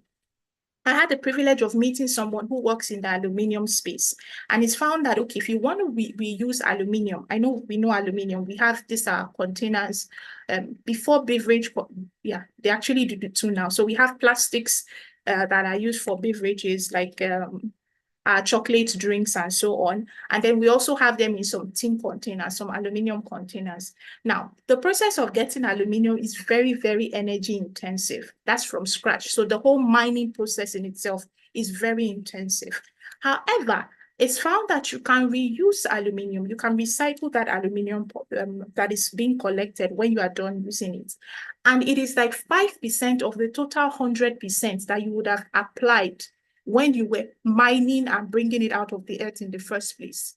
So take a look at the distance, 100 versus 5%. It means that by the time we're able to repurpose items, we spend less energy, which does more for us all than worse. There's, of course, the final one, of course, not last but not least, new economic opportunities. I've been privileged, and I'm sure from the examples that were shared with you, we all know the Ibadan girl. We've been able to see innovative ideas, innovative solutions, new business models come up as a result of people expanding their thinking to see how can we make things out of things that people would typically call waste. We have that beautiful example of Ibadan girl who uses pure water nylons. That was even the start. Now she's using nylons from major companies in Nigeria to make things as interesting as school bags, slippers, and clothes items. And she wears them with pride. And she has been able to build a following of people who also take these items and put them on with pride. That's an innovation in itself. There's also a fantastic woman who used to be a dressmaker. Today, we call her an eco-textilepreneur, a phrase that me and my team coined for her. What does she do? As a garment maker, people take clothes to her. She makes it. She has offcuts from these clothings. And at the end of the day, what she did was she found a way to shred those cloth items into pieces and get a sort of fabric that can be spun to make other cloth items. And the use of that particular fabric that she's been able to get, or the threading that she's been able to get, has almost no end to what it could be used for. So it goes on to be used in those in the furniture sector, people who make furniture and fittings for houses. It goes on to be used in the construction sector because, yes, you can apply waste product from textile into construction materials that will be used to build houses. And it goes on and on and on and spread. And this was just from somebody's simple innovation of saying, what can I do with textile waste rather than just throw it away or try and do something? This is not to say that people need to go and think of how they can get big materials and big machines to spin things. It can even be as little as saying, okay, the offcuts from these materials, let me use it to make jewelry pieces that people will buy and use to beautify themselves when they go out. The person of Optotes by Ike.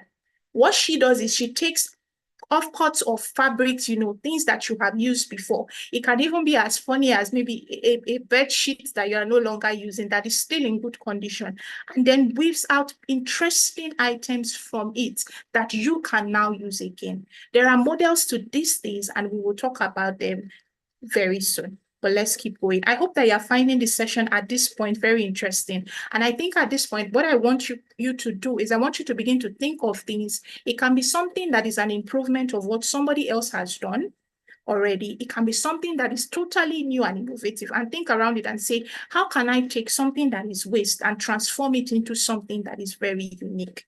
And don't be discouraged if somebody has done your idea. Like I said, you can always improve on whatever existing idea or innovation that you have, and you can also collaborate. So there is nothing stopping you from saying, oh, you are doing this thing, there is something I'm thinking about that takes you 2-3 steps further. This space is open to everyone, and you can do a lot if you want to in this space. But then let's look at the principles of circular economy. What are some of the things you need to think of anytime you are working and saying, okay, I want to think in terms of circular economy?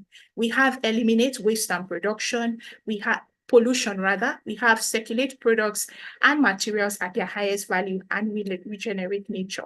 At the heart of anything circular economy is also protecting nature.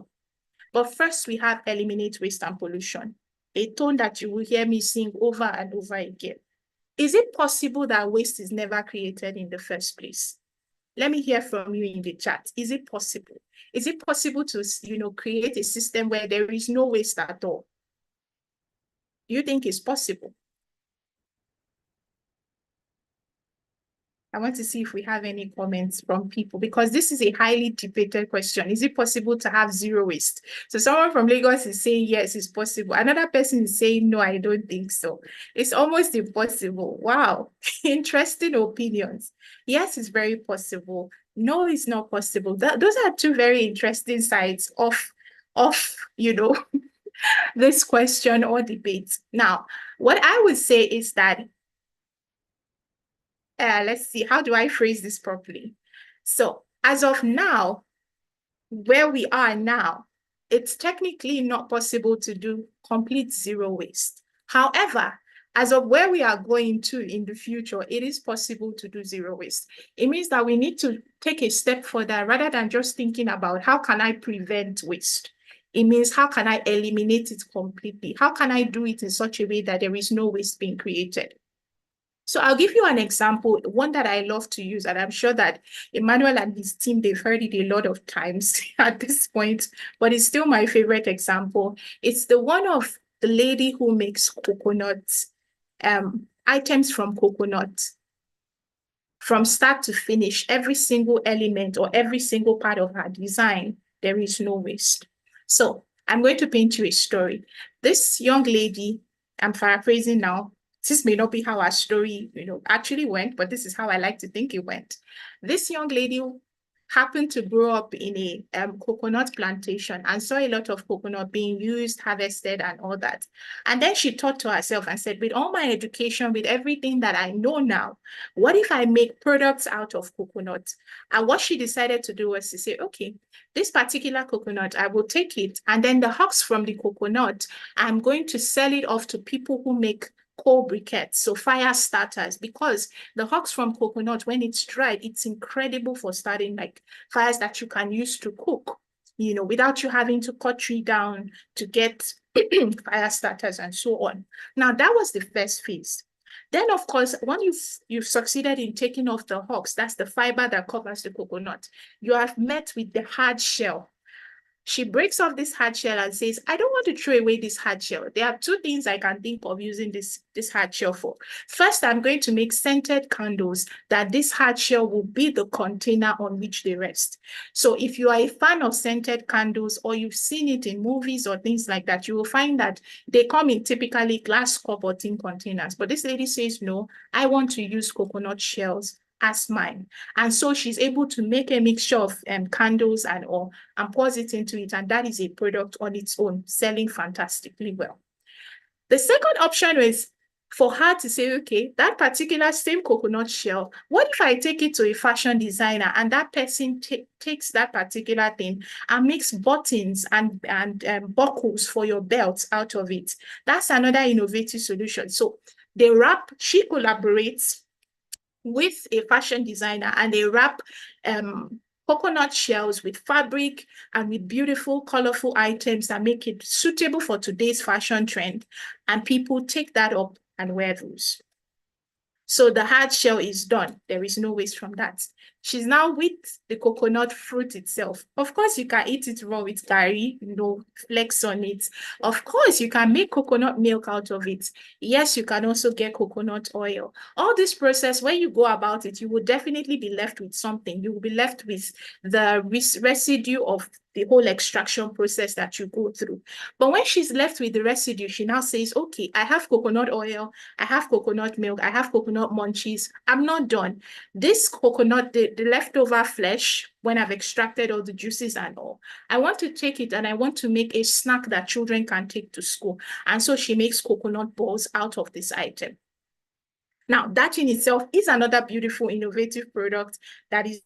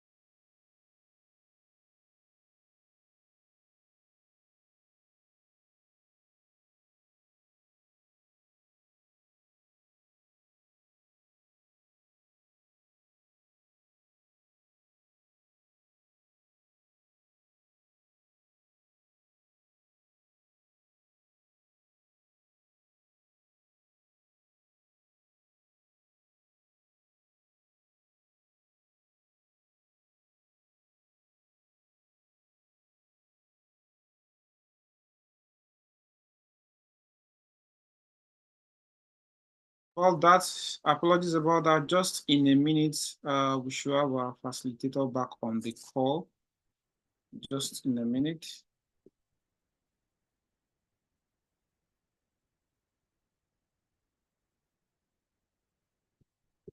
And I believe you've all been having a wonderful and insightful session indeed. For each and every one, I know you have the questions which you've written. We are all going to attend to your questions at the end of this module. That will be the last module for today. Anyway, that's going to be the last module for today. And the next session is going to be next week, Thursday, same time. I would just like to let's just wait a minute to have Deborah on the call. However, if you have any question related to our session, please use the Q&A session. And I believe you all received the Ask Me form that was sent via email. So we are going to check through and respond to each and everyone's questions as well immediately after the session. So I don't know if Deborah is back on the call right now.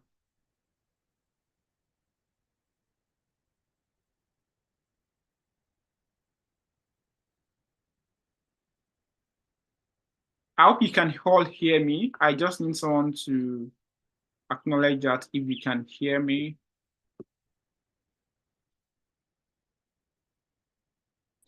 Okay, Yes, all right. we can hear you. All right. Thank you very much, Oluwafemi. So I'm trying to get Deborah back on the call. As soon as she's back, she's going to commence the session. So while we wait for our facilitator to come back, I feel I can just quickly readdress some some key concerns that I've been seeing in the comment section, which is more reason why I said I'm going to facilitate this session myself. And every other week, you definitely see other program managers too that are going to be working alongside with you. And thank you for Oluwafemi for staying on the call through. I can see some of us asking questions in line to the resources that has been shared. There is a drive link that is going to be shared with you via email that is going to contain all the learning resources which you are going to be engaging on, maybe from the facilitators or some of the resources which we prepared for you to study further on circular economy and various modules in line to circular economy. However, you have access to this forever. You have access to that drive forever. So each of the presentation slides are going to be uploaded after the session, so you can get to pick up your check it over and over again. Then I also saw someone asking question regarding the YouTube, regarding the video. This video is being streamed on YouTube, and you can go over it again. So you can check the YouTube platform for the dev, and you definitely see this video. You are going to see the video on YouTube, and you can get to learn over it again. And I saw someone asking a question regarding WhatsApp groups. So as it was earlier communicated with you, for this phase, we are not going to be having a WhatsApp group at all. We are not going to be having a WhatsApp group at all. Your focus is on the workshop series, getting to learn and you know, getting to unlearn, learn and relearn. I know some of us are, I won't say industry leaders, and some of us are already acquainted with knowledge of waste management. Some of us are, a lot of us are in that line, in that field, but this is another opportunity for you to learn over. Awesome, thank you. I think someone has already posted the YouTube link in the comment section, and that is also going to be shared with you via email. So just in a minute, I would like to put a call through to the facilitator to see what exactly is the issue, and hope to have her back on the session. Okay, she's back on the session. So just in a minute, I know that she's going to continue our session. So regarding WhatsApp group, please, there is no WhatsApp group for now. Every communication is strictly going to be on email. And next week, we're also going to have 2 sessions starting 10 and it's going to end 12:30 p.m. And I believe, I don't know if we can continue our session now. Every other information will be shared with you at the end of this class.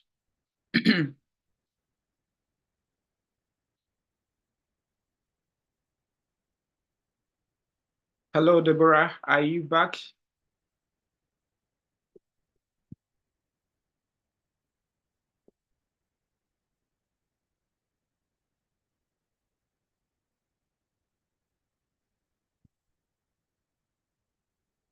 Okay, while we wait for her to come back on the call, I would like, if you still have a question or you have anything that needs to be addressed. Okay, someone was asking, let me just check the Q&A session. And Folake asked a question, can I get funding with only business idea? This question is not clear. I want to assume that maybe you have a business idea and you're asking how you can get funding.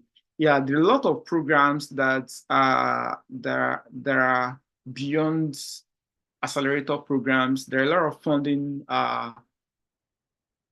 initiatives that we have ongoing. I remember last year we had a discussion with UNIDO, and what they said was to take most of our selected innovators at the end of the program and take them to the next incubation phase. There's another program separately aside, which is meant for innovators in line to circular economy. I believe these are things which you can get to subscribe to. And I saw a question from Eze, and also on your community that you are going to be accepted to. When there are funding opportunities, this is going to be shared with you. I saw a question from Eze from Menigun. I would like to know if this community can accommodate recycling of waste from agricultural waste like cassava peels. Yeah, like I earlier said during the onboarding session, the waste which we are talking of is not just waste from products or maybe plastic bottles or papers. It cut across. We have the electronic waste, we have the beauty industry waste, we have waste from food and agriculture. You know, it's quite very on, you know, diverse forms, diverse sectors, which is being focused on. Okay, thank you very much. Debbie is back on the call. Don't let me take our time. Debbie, I think you can ride on and have the session now. Welcome back.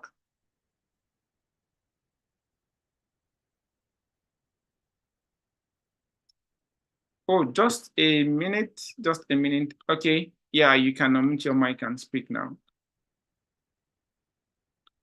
Okay, thank you so much. I want to apologize sincerely. I don't know what happened to my line.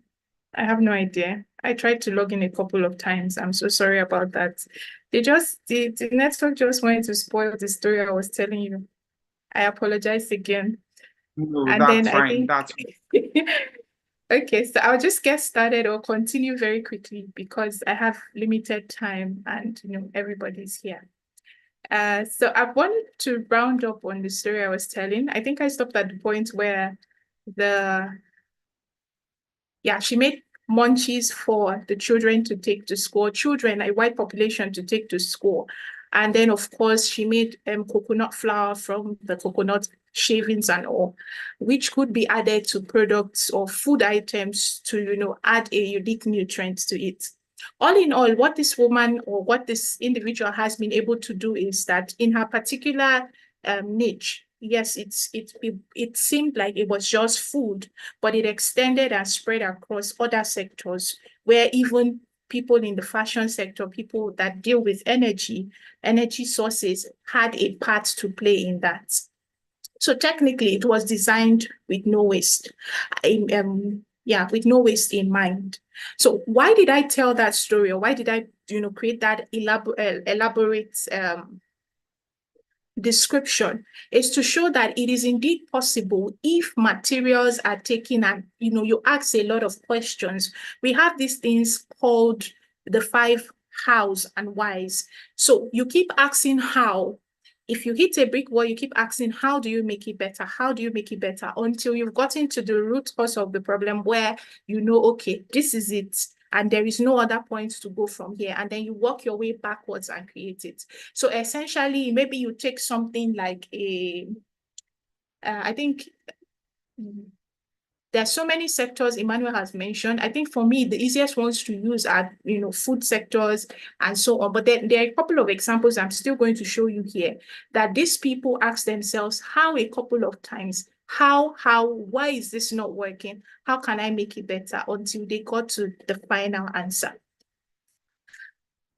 Okay, I can't really remember if I've touched on here, but this is the second principle. It says circulate products and materials at their highest value. How is it possible to do this? How can we circulate products at their highest value? It begs the question, how are products and materials classified? And we classify them into 2 spaces. We have the biological and technical material flow. Now, for the biological material flow, this particular set of materials, they are recyclable. They are biodegradable materials. So it means that they can safely re-enter the natural world when they've gone through 1 or more cycles. And these things you will find such as food items. After you've eaten food a couple of times, there are ways it can be degradable. There is, of course, trees and other items like that. They actually can degrade and go back into the earth if you actually follow due process. Then there is the technical material flow. These things are usually synthetic and they are very, very hard, very difficult to decompose. We have things here like plastic, metal, synthetic chemicals, and these are things we find ourselves using day in, day out. But then there is still a process for us to ensure that we can keep these materials in use for as long as possible until we find solutions to those things. I'm going to share a diagram with you next, and this diagram specifies the 2 kinds of material flows. So for the biological material flow, you have, of course, things that can be regenerated. They go back into the earth. These are things where you have things from farming, biochemical feedstock, anaerobic digestive systems, things can really go here from nature. However, on the other side, which is the side that is my right here, we have things that typically, like I said, they cannot be degradable. So most of the time you find that these things are used for as long as possible. Now, let me introduce a concept to you that we've often, debated about as well in circular economy, that should people actually own items or should they rent items? Should people own items or should they rent items? Of course, there is a craze that everybody wants to own something. Everybody wants to be the owner of this thing. If I never get them, I never land. They never see me. That kind of mindset is actually what is very, very rampant in the Nigerian society. But then if you think about what is beneficial to the environment, what is beneficial to the planet, what is really, really needed by you, you will find that some things that you have, you do not necessarily need. And of course, when you need those things, you don't need them for as long as you think you need them. I know I have ladies here who have clothes that they have never looked at twice. And of course, I have some ladies here that, we constantly wear clothes over and over again. We don't care what anybody thinks, right? Now, this technical material flow asks how can we keep materials in use for as long as possible. And of course, there is something called sharing or leasing, where 2 or 3 people can come together and buy an item and then rotate its use. So you get to use it the period when you need it. Another person gets to use it the period where you need it, and so on and so forth. And we find that there is a lot of a business or business model that is being founded on this type of ideology, where people use things for as long as possible, or people rent things out to people, canopies, chairs.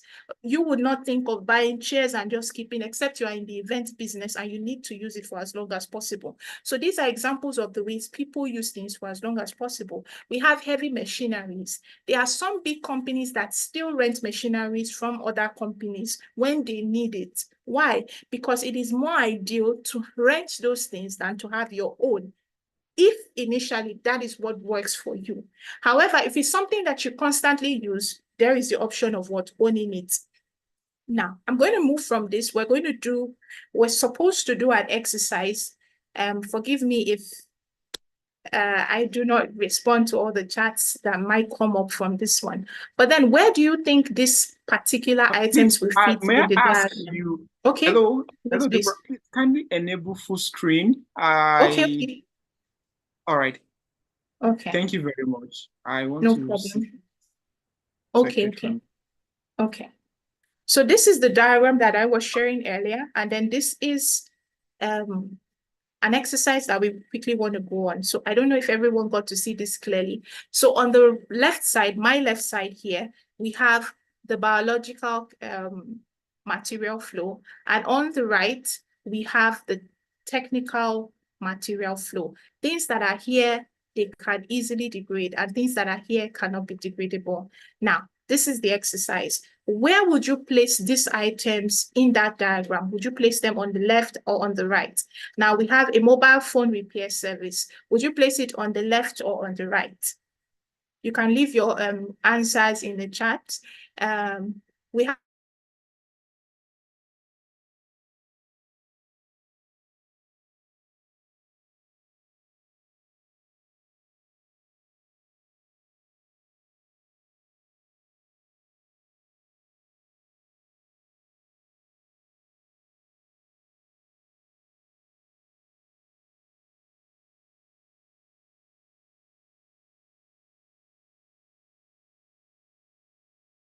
for as long as possible. And then we have regenerative agriculture. Would you place it on the left or on the right?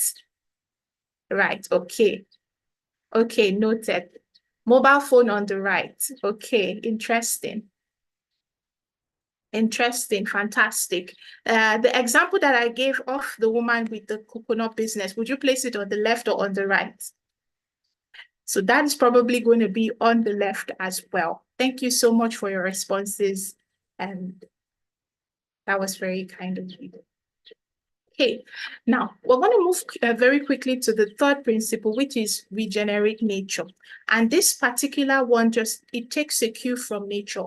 We need to support the natural processes and ensure that nature thrives.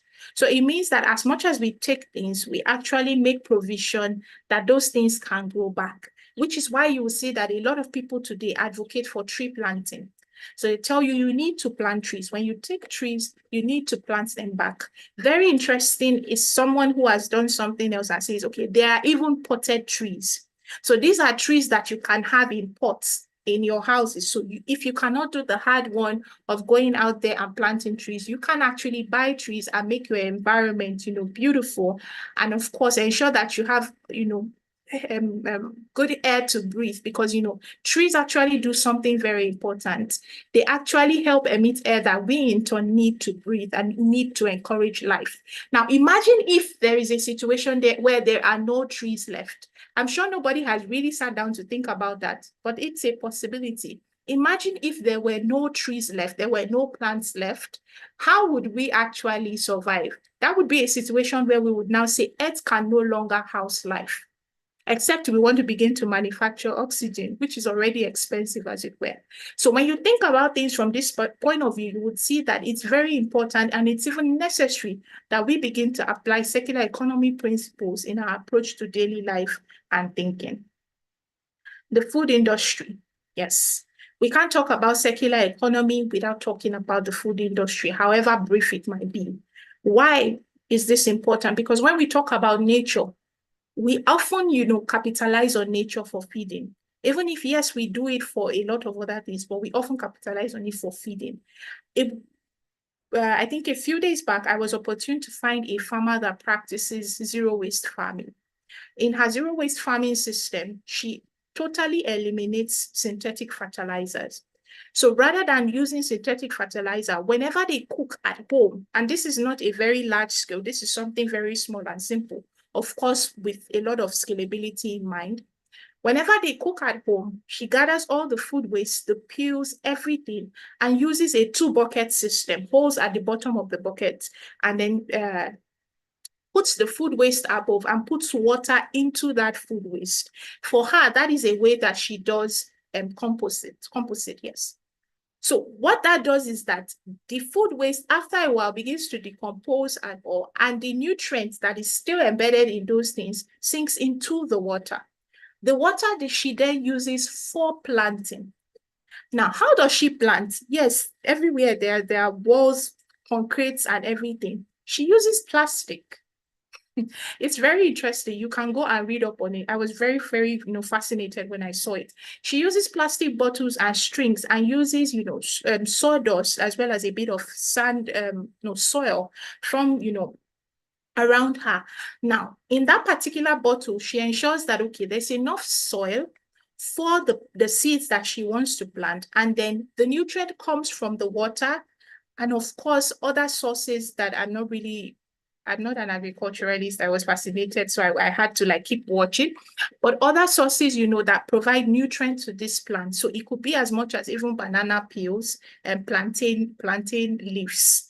When you cut off a plantain tree, the entire part of that plantain is technically useless. But then what she does is she turns that into manure for the products or for the plants that she's planting.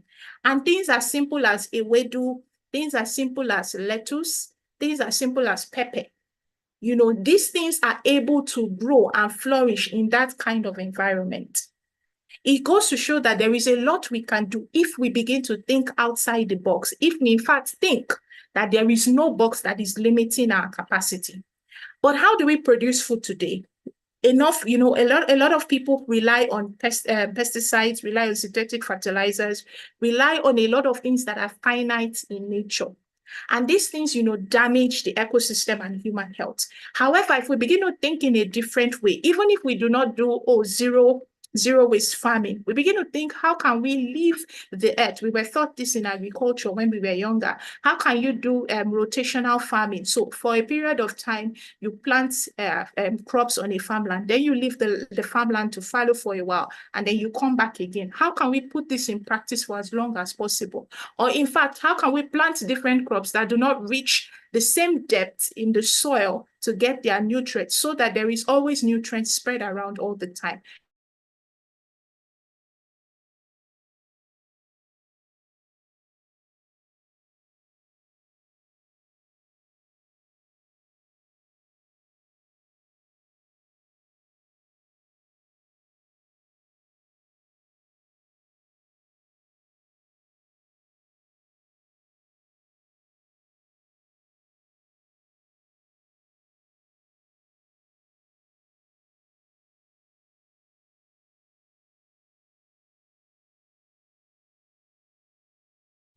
Yes, thank you.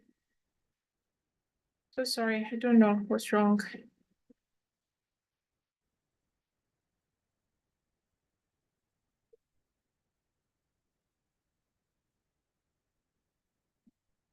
Okay, so I think I was rounding up what I was saying about the food waste, as saying that, of course, if we are able to put the things that we've already learned into practice, we will be able to actually do better for the earth.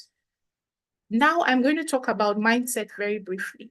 Like I said, it all starts with the mindset. And I appreciated what the last speaker did, where she gave, this pledge to say, how can we shift our mindset? How can we actually learn by observation? How can we observe what is being done and then apply it to what we are doing already? Nature is built to restore itself. So how can we create things that can restore themselves? What if it is as simple as saying, which is something I like about, the action being taken for plastic waste, let us collect these bottles. Even beyond the bottles, what are the products around us that we can collect? What are some of the things that we can, hand down to somebody else? I am sure we practice some of these things already, but if we can realize that we can be more intentional about it, there is a lot that we can do in circular economy. So we need to transform how we manage our resources, how we make and use products, and of course, what we do with the materials at the end of the day. In circular economy, this is one thing to keep in mind. Design is key. So from the very beginning, when you begin to conceptualize, always think, what is the end that I have in mind for this thing?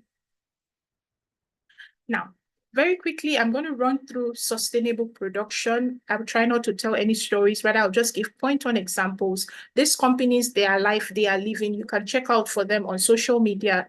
Many of them have a very active presence and you can learn more about them. What is sustainable production? A couple of times being said, how you produce sustainably, how you keep in mind not just the materials that are being used, but of course the logistics that goes into your production process, the energy that goes into your production process, how safe it is for people to work with you.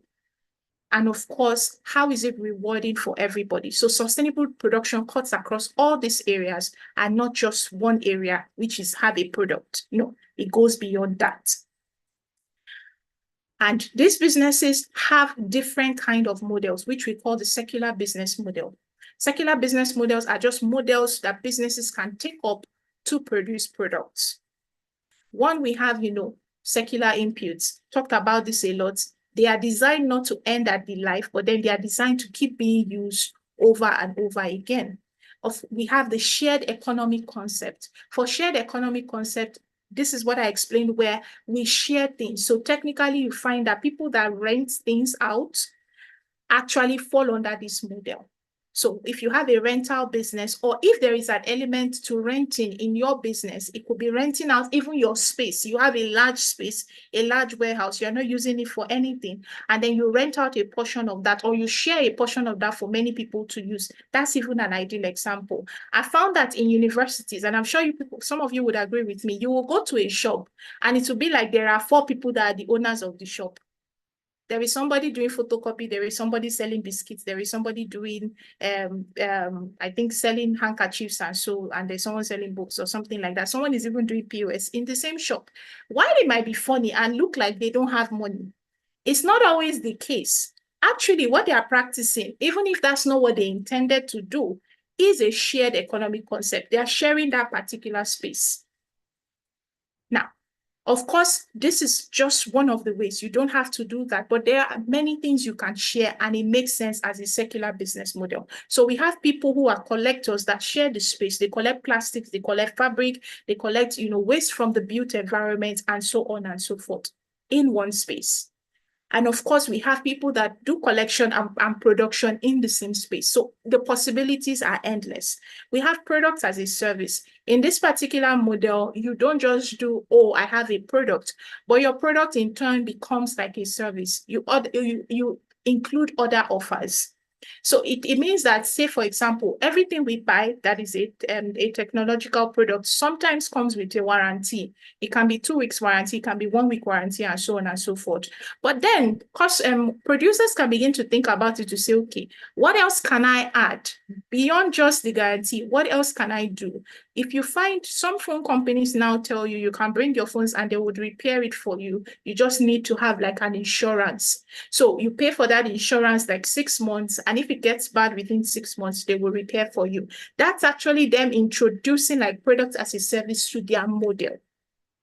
So it doesn't mean, and this is something that is very important to bear in mind, it doesn't mean that you have to just scrap what is existing right now and say, oh, you are not secular, I'll do it with you. It means that you ask yourself, how can I begin to adopt models until I'm able to shift the direction of my company that is linear, or this business that is linear, to a secular model. And I feel like this is even an interesting field to work in.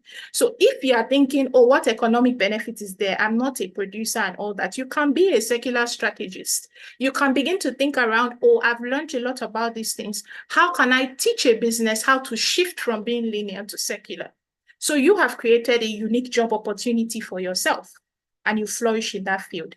There's product use extension, which is also in another business model. So here you think of repair, you think of upgrade, you think of reuse, you think of reconditioning, so many things, all in a bid to extend the product's lifestyle. And finally, there is resource recovery, which is a fascinating field where a lot of people in Lagos play. Once things are at the end of their life, they come and they collect it from you. Loma does this.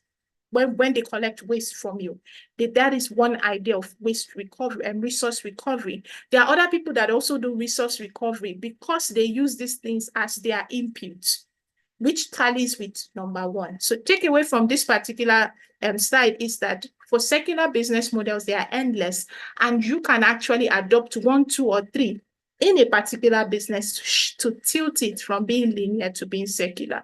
And of course, in the long term, you eventually go completely secular. Okay, so sectors being mentioned. An example of a company that you could look up is Quadloop. They play in the e-waste space. They actually take e-waste materials and make solar panels or solar lanterns from it, fully functional, fully operational.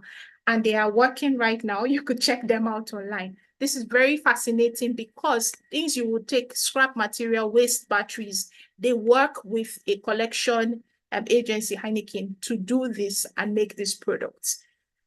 There's the agricultural sector, DG Agric. You know, these people take rice. I talked about coconut earlier. They take rice after the whole planting process, the husk from the rice, they use it to make fertilizer that can be used to plant other products as well. And of course, there's also a lot of things that they still do with the rice product. And that is in the sector of agriculture. Also agriculture, this is a company that I talked about. They do deal with coconuts. There's a transportation sector, electric cargo bikes made from e-waste material. This particular product plays in so many sectors because it plays in transportation, it plays in the e-waste sector, it also plays in energy because, you know, these bikes are electric. How do they get their power? How do they get the sources for what they are using to operate? They've been able to play in so many sectors and still ensure that they are secular in nature. It's Think Bikes. You can also look them up on social media. This is a packaging company. I'm sure that everyone heard the ban on styrofoam, you know, and what was really alarming is the question of what next or what can we do instead? There are a lot of companies today that are adopting paper packaging. You know, paper, okay, let's package food in paper. Let's package food in paper bags rather than just do nylons and plastic or styrofoam anymore. Of course, there are so many other things. These particular items are made from water hyacinth and banana leaf, and they are a packaging material that can be used to package bags and so on. One of the challenges we've observed in circular economy is people tend to feel like it's very expensive. You know, products that are made using waste are very expensive. And one of the things we can say is because the demand is not on an all-time high. So if we're able to increase the demand for these products through advocacy, you know, through telling people the importance and of course the negative effect of the actions they're currently carrying out, it will increase the demand for these products and therefore eventually reduce the amount of, you know, time and money that goes into production because the demand now matches, you know, with the supply. We have construction, and this is the last example that I'm giving. These people take paper waste, take textile waste, and they make ceiling tiles out of it. And they've been also able to add an extra layer to their business model where they offer you a service. They come and install it for you. once you are ready to install in your compounds and all that. And then they also do a kind of maintenance check where they come to help you check constantly if it is functioning at its optimal best. So this is an example of how different models can operate effectively in a business. I think I should have like 5 minutes more, so I'll try and do this in 5 minutes. Sustainable consumption. How do you consume? I've talked about producers, but let's be honest, not every one of us is a producer. Some of us are consumers. We consume a lot of things. So some of the things I'm going to say might not seem like news, but they're actually very important for us to say, okay, that we are actually practicing circular economy. That is sustainable consumption. What can you do? Reuse bags, reuse water bottles, reuse food containers. Don't always use disposable ones. We talked about it. A lot of products are in existence that can actually cater to this need. It's about being deliberate and stepping out and taking those things that are available to you and utilizing them. Go for products that are made from sustainable materials. There are things made from bamboos. There are things made from organic cotton. Support these businesses and those in the local economy. But beyond that, I think what I've not even written here is, it's even as simple as switching off your lights. If a light is not in use in your house, switch it off. Save energy. That's a way of doing sustainable consumption. Instead of planning, and I'm so sorry, this might step on some people's toes. Instead of planning that, oh, I want to get a power generator, why not plan and say, okay, I want to get a solar system. Yes, it is expensive at the moment, but if you plan in the long run, there are some things you'll be able to achieve because you've planned for a long time, not just a short term. You understand? So these are some of the steps that are involved in sustainable consumption. Do minimal packaging. Live a minimalistic lifestyle, meaning take only things that you need rather than things that you just want all around you. One other thing that is very interesting is that apart from, purchasing products and services, give. I think that's a very important thing. Give. So sometimes we find that we are very guilty of taking rather than giving. So when you have things that are not necessarily in use for you, as a sustainable consumer, what you can do is begin to give out those things. If you feel, oh, I bought it for a lot of money, you can thrift it. Thrifting is something that has been around for a long time, and it would interest you to know that it's actually a sustainable consumption process. You can utilize thrifting services to thrift out items. You can utilize donation services to donate items. These things are not just because you pity people, because a lot of people like to have this mindset of, oh, I'm higher than you, I can afford to give you something. Beyond that mindset, it is also a way to live sustainable and contribute to helping the environment. Again, we are going to round up now saying the same thing. It is intentionality. It is about changing your behavior, and it's about setting up systems that work. If we're able to change mindset, change behavior, and set up systems that work, we will be able to eventually have a total circular economy. I mentioned these three things again: mindset, behavior, and systems. You can change mindsets, but if at the end of the day, people are operating in a system that is not going to help them do the things you want them to do, they will fall back to their old patterns. So it means that as upcoming people who are going to, go on and do amazing things in the world, you also need to have the mindset and begin to set up systems that enable everyone around you practice behaviors that help the environment, that are sustainable in nature. And yes, I think I am done with my session. I am done actually with this session. It was fantastic talking to you. I look forward to questions from you, and I do hope you enjoyed the session. Once again, apologies for the network failure in between. Things like this happen. Thank you so much, Emmanuel and the team. Thank you, everyone. Thank you so much, Deborah, for this insightful session. And we appreciate you always for giving us and taking us through the aspects of circular economy, responsible production and consumption. And I know that, for those of us that had issues with network, sorry about that. And our facilitator, we are all in Nigeria, but it gets better over time. And we can have our session seamlessly. So it's just time for us to take questions and answers. Can anyone hear me? Oh, no. Yes, we can hear you. Hello?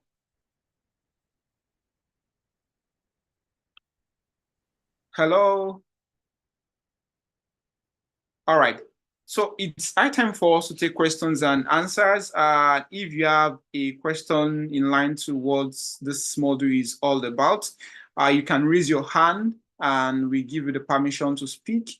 And also, the tracking and evaluation form has been shared. It's very important for you to fill this form before you leave this workshop.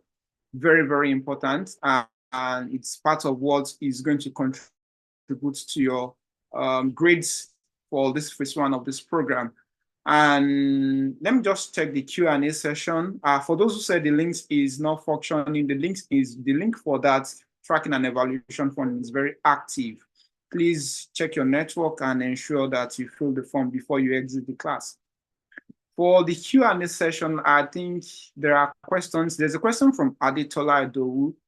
Okay. All right. There's a question from Adetola Idowu. And his question is, I'm just trying to, okay, yes, I would like to ask if you know any innovation or organization that utilize sewage waste in regards to circular economy approach.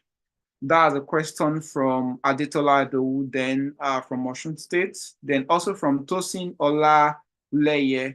Is it safe to have pot trees in our rooms, please? Where can we get pot trees? So you are joining from Ekiti State. All right, over to you, Deborah.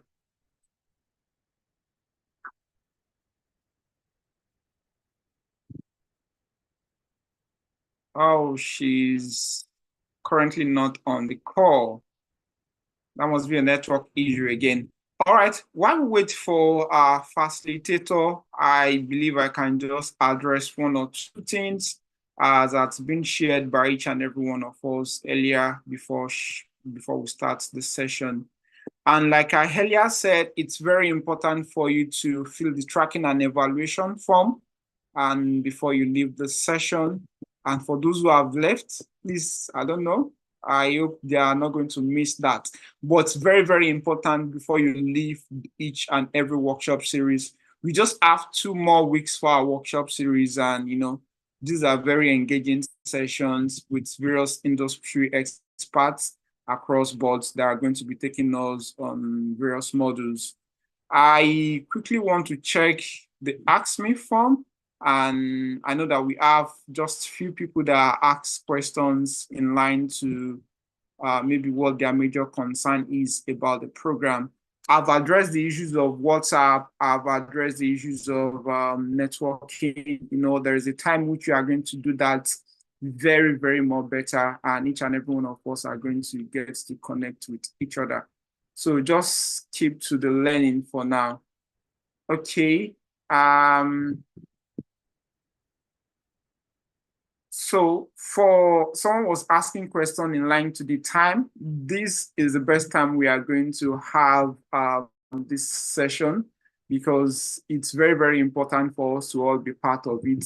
I think all other inquiries I'm seeing on the Ask Me form that was shared with me is regarding things that has to do with technicality and that has to do with issues of logging in. And I don't believe there is anybody that has been having issues that should be having issues with Zoom, connecting on Zoom. So I believe we should all be able to connect on Zoom seamlessly. We shouldn't have any issue regarding our connectivity on Zoom. So, okay, she's back on the call now. So regarding the material, I already mentioned that the form is there's a link that will be shared with you on Google, and that's a Google Drive that is going to be shared with you for you to have access to every resources, every presentation slide from all our facilitators. So you are going to have that. That's going to be in the next email communication that you are going to receive. And trying to see if there are other questions for me. Okay. I'm sharing the link again for the tracking and evaluation form. It's there. Please, is it that everybody, if you've been able to fill the tracking and evaluation form, kindly raise your hand. I just need a confirmation from 1 or 2 people to be very sure. I can see Odwan, you're saying error. Or if you've been able to fill the tracking and evaluation form, kindly raise your hand. Okay, Yusuf has been able to fill that. And okay, Bola Tito, okay, thank you for those and for each and everyone that are confirming that. So please, I want to assume the tracking and evaluation form is very active and it's going to be on. It's going to be available for you till 1 p.m. to fill. So you can just copy that link and ensure you fill the link. It's very, very, very important. So once it's 1 p.m. So maybe, okay, just in a minute, let me see if I can get another link for that tracking and evaluation form. For most people that are having issues with it, I can get another link for you right from the form itself. So that makes it easy. And if you have any other thing that you need me to clarify, please, you can use the Q&A session to drop your concern or ask your question. I'm going to respond to that. Each and every call is not going to exit 12:30, but please know that between 10 a.m. and 12:30 in the morning, we are going to be having our sessions, and very, very important, very, very important. So I've shared a new link. I've shared a new link for the tracking and evaluation form. So it's there on the comment section. Please just click that link and you will be able to fill the form. Let me check the Q&A session if there is any question. So someone asked, can we get internship opportunities with recycling companies across Africa after the program? So that's one of the things which we stand to benefit. And just like I said during the onboarding ceremony, which the Recycler Association of Nigeria has been able to give us that opportunity for each and every successful participant of this program for you to have internship with vast industries and organizations that are working in line to recycling, circular economy, and sustainable waste management in your respective location. And so once we get to that phase, you are going to be duly informed. So I believe that's the answer to that. Okay, to the question that Adetola asked, I would like to ask if you know any innovation or organization in Nigeria that utilizes sewage waste in regards to circular economy. So I know for some guy farms, which they do make use of sewage waste for biogas. And, it's something which they've been doing for over 20 years now. And aside that, there are a lot of innovation, even right in your home. You can have that set up. And also, if you go to, I'm trying to remember the name of the center in the University of Ibadan, and which they have a single sewage point in that facility, and also they get to convert it to another end product entirely. And to the person that was asking that, can we have potteries in our rooms? Yeah, depends. I'm trying to see if there is a session that has to do with forest management. Okay, it's not on this program actually. It's not on this program. There is a session that we have that has to do with biodiversity conservation and forest management. So I believe those are all the questions for now. But I don't know if anyone wants to say anything. I just want to assume that everyone is clear with the information that has been shared so far. But very importantly, ensure you fill the form. Okay, is Deborah back on the call now? Very importantly, ensure you fill that form before you leave. And okay, she's back on the call now. So if you still have a question in line to the circular economy module, please, you can raise your hand and I will give you permission to speak and ask your question. Favor, do you want to ask a question, or your hand is a confirmation that you filled the tracking and evaluation form? Okay, Tosin's hands up. Tosin, you can unmute your mic and ask your question just in 30 seconds, Tosin. Okay, good morning, good afternoon, everyone. I had asked a question about if having pot trees in the room is probably safe or not. Because I can remember during my biology class back in secondary school, I think one of the teachers then mentioned that it's not safe to have flowers in our room. So I want to know if it's the same case for pot trees, or it's safe to have pot trees in our room. Okay, hello. Hello everyone. So I think what I'll do is I won't turn on my video and so as to save bandwidth. Yeah, better. Okay. So to answer that, I think it's wiser to have trees outside your room near your window, because trees themselves, plants themselves, they actually need the sun to grow, you know. So in the case of potted trees, I know most of them grow to be quite tall. It's safer to have them outside your house, maybe close to your window or your balconies, but not inside your room. I hope that answers that question. Like put them in places where there's open ventilation. I think that's the best answer. Sometimes you're... Yeah. Okay. Thank you very much. Thank you very much for that answer. And I believe your question has been addressed, Tosi. Okay, and I want to assume there is no more question and we can call it a day. Thank you very much, Madam Deborah, for this session. Thank you for always coming through. Thank you for always being part of our programs, and we sincerely appreciate the great work which you are doing across the nation and globally. And we look forward to further engagement in all other projects.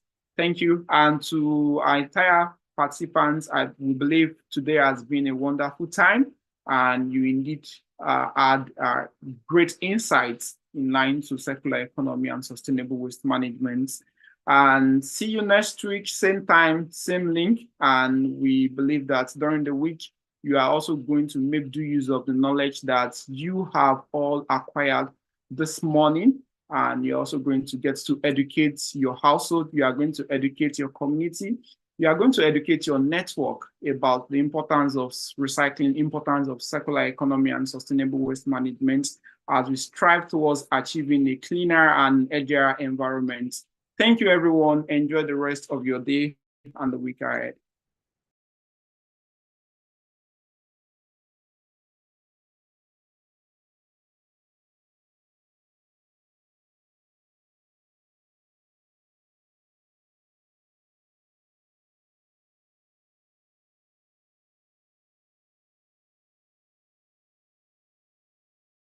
You might think you can't turn a flip-flop into a piece of art, but you would be so wrong.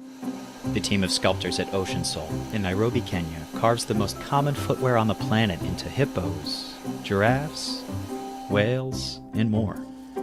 And so far the company says it has cleaned up around 10 million sandals from beaches, streets, and landfills. They cost like $1. The problem with that is they break very easily. So what you have is a huge menace. It flip-flops everywhere. In fact, in some parts of the world, flip-flops make up nearly a quarter of ocean plastic. Can a team of hand-carving artisans make a dent in such a huge source of litter? We went to Nairobi to see how Ocean Soul makes art using worldwide waste. This style of sandal is some of the oldest footwear we have, dating back thousands of years. As plastic became cheaper toward the end of the 20th century, foam flip-flops took off.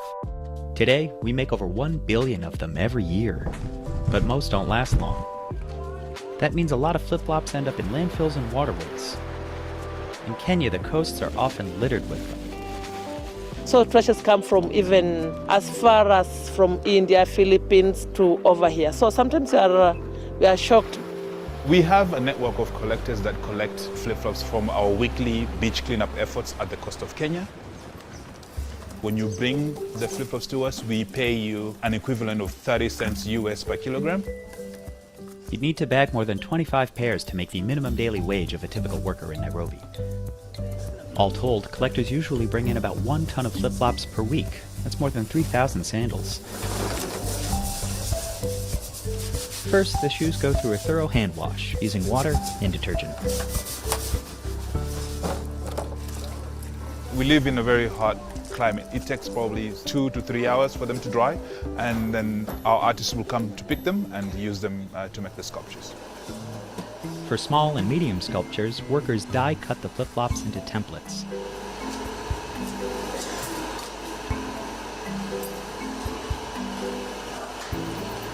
Then use a non-toxic glue to bind the shoes together. Remember, we're using a tiny